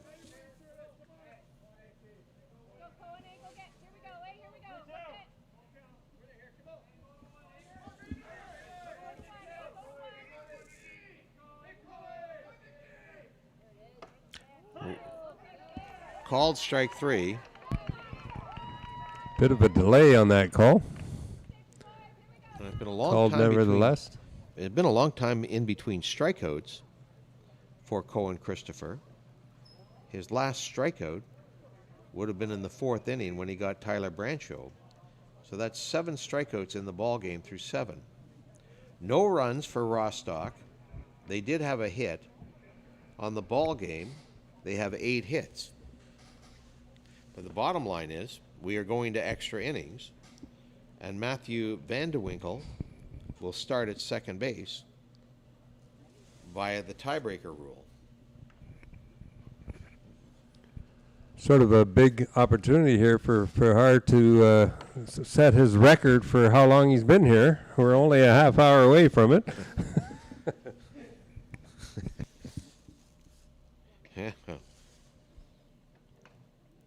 Interesting that Schweier is going to come out and pitch, and I'm wondering if Christner is going to come out and pitch for New Hamburg. And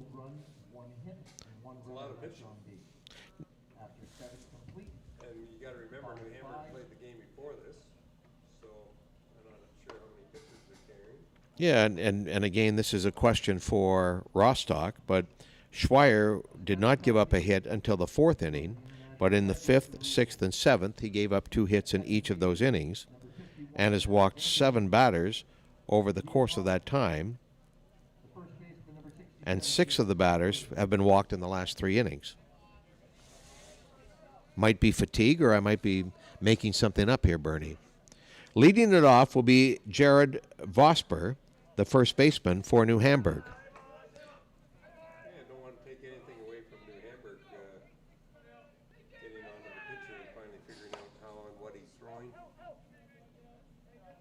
Certainly seem to be contacting more.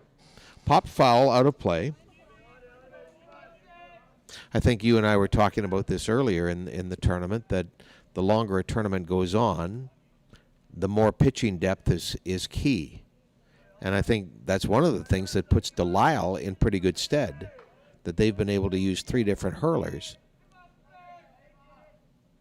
on their way to a 2-2 record. The other thing that happens in the tournament is batters start to see pitchers quite often, and so that gives them a bit of an advantage. These are 2 Ontario teams, or Ontario-based teams. Probably see each other. 2 strikes.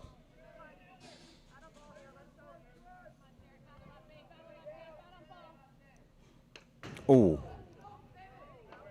Second batter that's been hit today. Earlier in the game, the pitcher, Cohen Christner, was hit by Schweier, which will bring Braden Vandewinkle to the plate. So I think there's some question as to whether he was hit, because it sounded like it hit the bat. Whether it hit him and then hit the bat.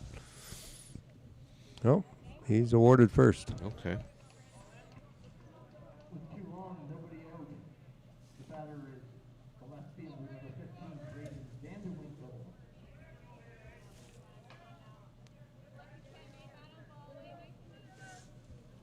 Left fielder, Braden Vandewinkle, to the plate with 2 men on and nobody out here. Top of the 8th inning in a 5-5 tie. Squares the bunt and takes it.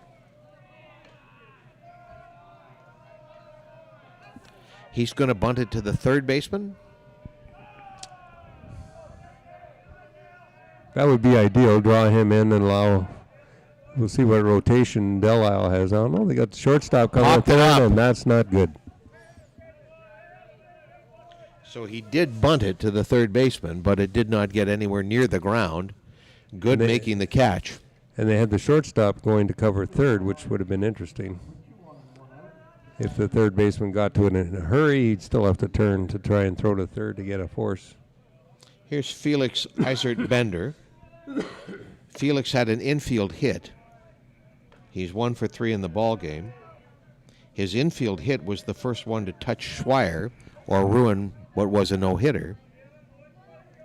First and second, 1 out, 5-5 tie, top of the 8th inning. Squares to bunt, takes a strike.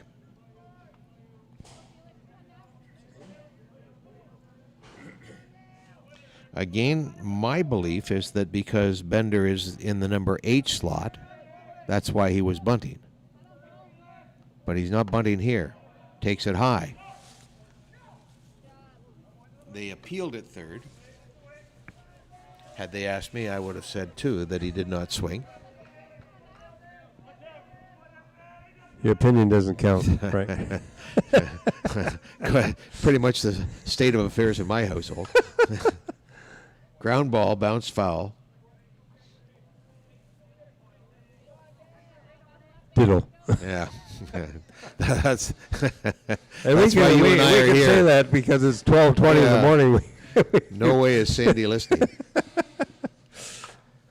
Line to the shortstop. Okay.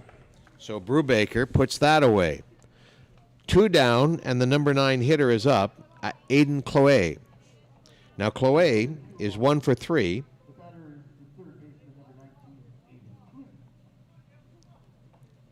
He grounded out to Brubaker, singled and drove in a run in the 5th inning, and flied out to the center fielder in his other at-bat.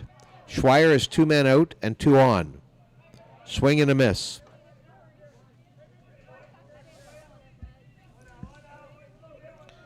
The center fielder, Tyler Brancho, playing him relatively deep.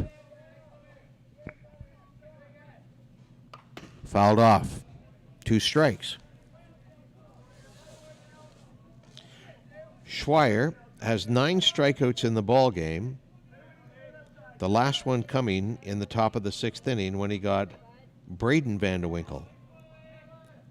Can he get it finished? High. Good waste pitch.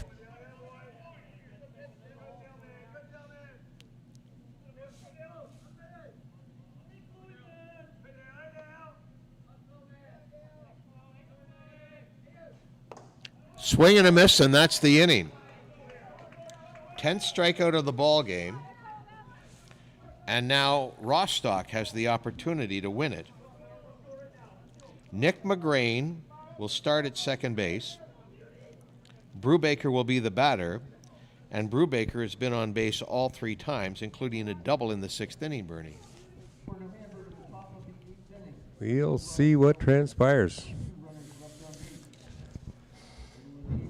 Well, we got a moment. I'd like to say a big thank you to Fred for all the time he's put in, and certainly for all the organization of his stats and the information he provides.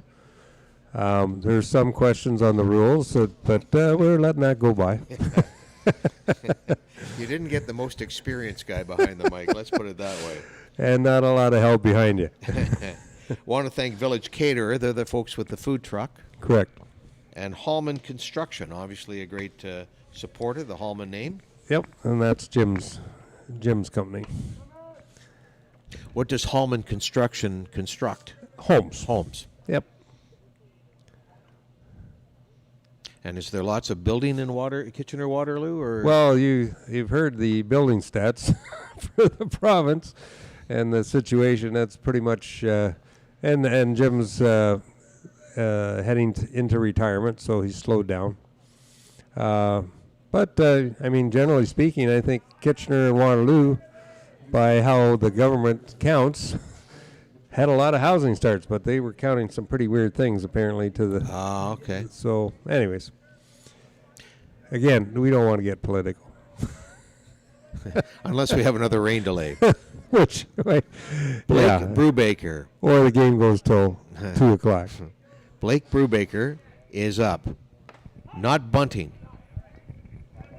Rostock needs to push one run across to win it. They have a runner at second, Nick McGrain. Brubaker, who's been on every time, is at the bat. That's wild. Good play by the catcher, Vandewinkle, to keep that in his mitt. 1-1 is the count. I'm surprised there's no bunt here. Now, Brubaker might jam it down my throat and drill one into right field. Takes ball 2. I always find this an interesting situation because, you know, a walk isn't that bad for the defense because it puts the forced play into play. Now you got more runners on base, but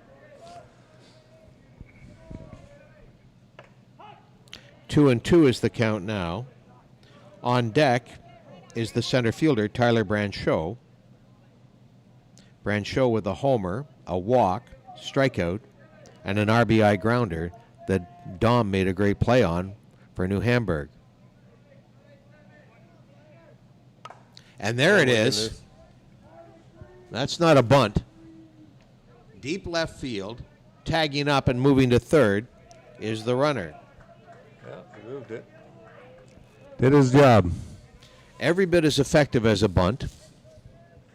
And maybe Rostock knew that that was the better plan of attack anyway, that he was going to make contact. Runner at third in a 5-5 game, bottom of the 8th inning, top of the order up. Do you walk Branchot? Well, do you walk the bases loaded and go for force it home? So here's my strategy. You walk Branchot, you pitch to McGilvery, who is 0 for 3 in the game. You walk Danny Scott to load the bases, and you take your chances with Matt Weiler. Maybe I don't like that strategy. Pick your poison. Getting a little long, but yeah. Pick your poison, New Hamburg. Runner at third base. I assume it's Nick McGrain, although they may have substituted him. I can't see the number. McGrain is the last conceivable batter this inning, which I think is the rule. Turn your back for me, son. that is the rule. 1 out. I do know that at the plate is Tyler Branchot. Homered to tie the game in the first inning. Walked in the second. Struck out in the fourth. Drove in a run by grounding out to the shortstop. The infield in for the New Hamburg Mustangs because they have to cut it off. Wild pitch might score the winning run, which would be unfortunate. Pass ball might score the winning run, which might be unfortunate. Any kind of contact means a play at the plate on the infield. This one does get away, but scampering after it was Vandewinkle.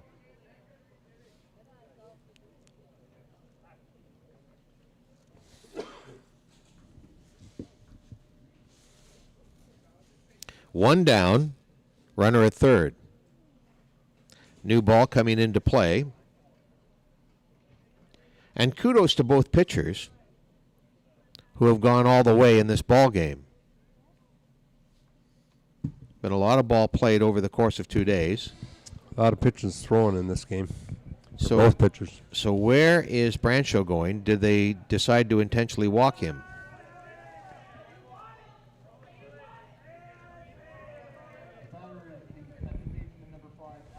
Alex McGilvery is up.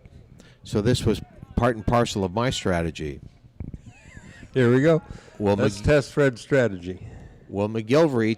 Yeah, see, and that's my strategy. Okay. Let's load the bases. And my strategy was to pitch to McGilvery. and who wasn't hitting that well. Yeah. But you would probably remove the force. So now the bases are loaded. So there there's is a one force man play out. at home. Force play at home, double play opportunity, but the infielders aren't lined up for that. No, they're lined up to throw home. A line drive to an infielder would really tighten things up.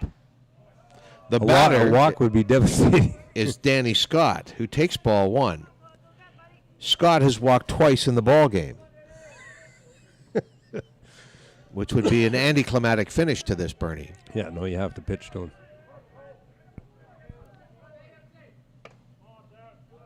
2 balls.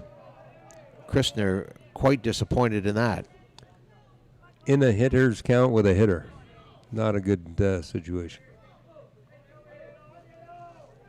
McGrain at third, Brancho at second, McGilvery at first. 5-5 game. Popped up!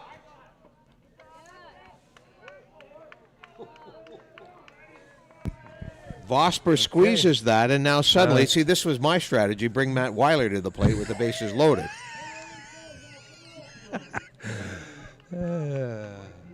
Wow.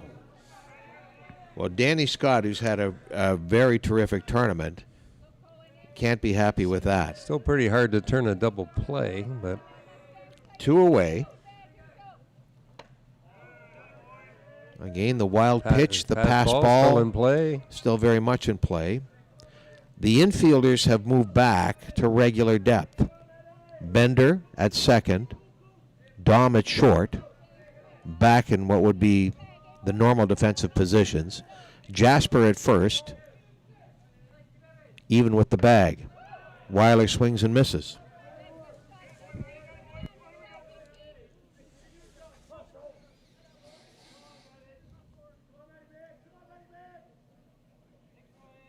Weiler homered in the 3rd inning, walked in the 1st, has gone out his last 2 at-bats. Takes that for a ball. 2 balls, 1 strike.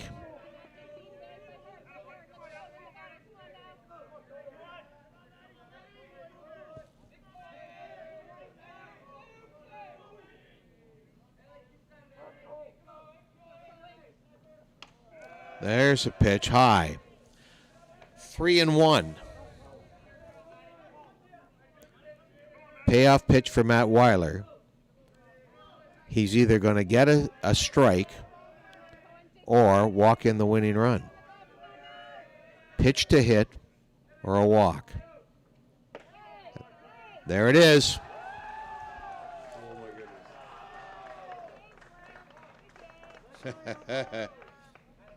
An RBI walk-off win. You hate to see it. As anticlimactic as it could possibly be, Rostock junior batmen win the game by a score of 5-4 over, or 6-5 over New Hamburg, and move to 4-0. The loss for New Hamburg means they're 3-1, so they are sitting solidly in second place, with a full day of play set to go tomorrow. Both of these teams have 2 games remaining.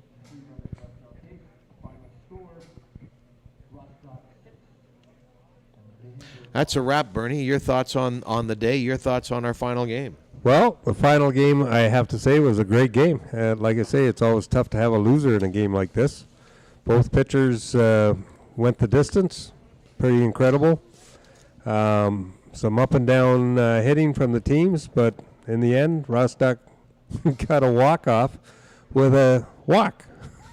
The proverbial walk-off. The aptly named walk-off. Yep. All in all, I'd say, it's been good ball so far. Certainly entertaining. And you've gone through the sort of the standings. But as I say, tomorrow's another day. You never know. Join us first thing tomorrow. 9 o'clock will be the first pitch. Again, the schedule will be jimmied somewhat because of the weather that we had. But we go to the final day of round-robin play in U23, the first day of play in the men's division, and the second day of play in the Masters division, all part of the Softball Canada Championships here, put on by Kitchener Fastball Promotions at Peter Hallman Ballyard. Our thanks to Conestoga College Digital TV for all of their support. Thank you for joining us tonight. We'll talk to you later in the day.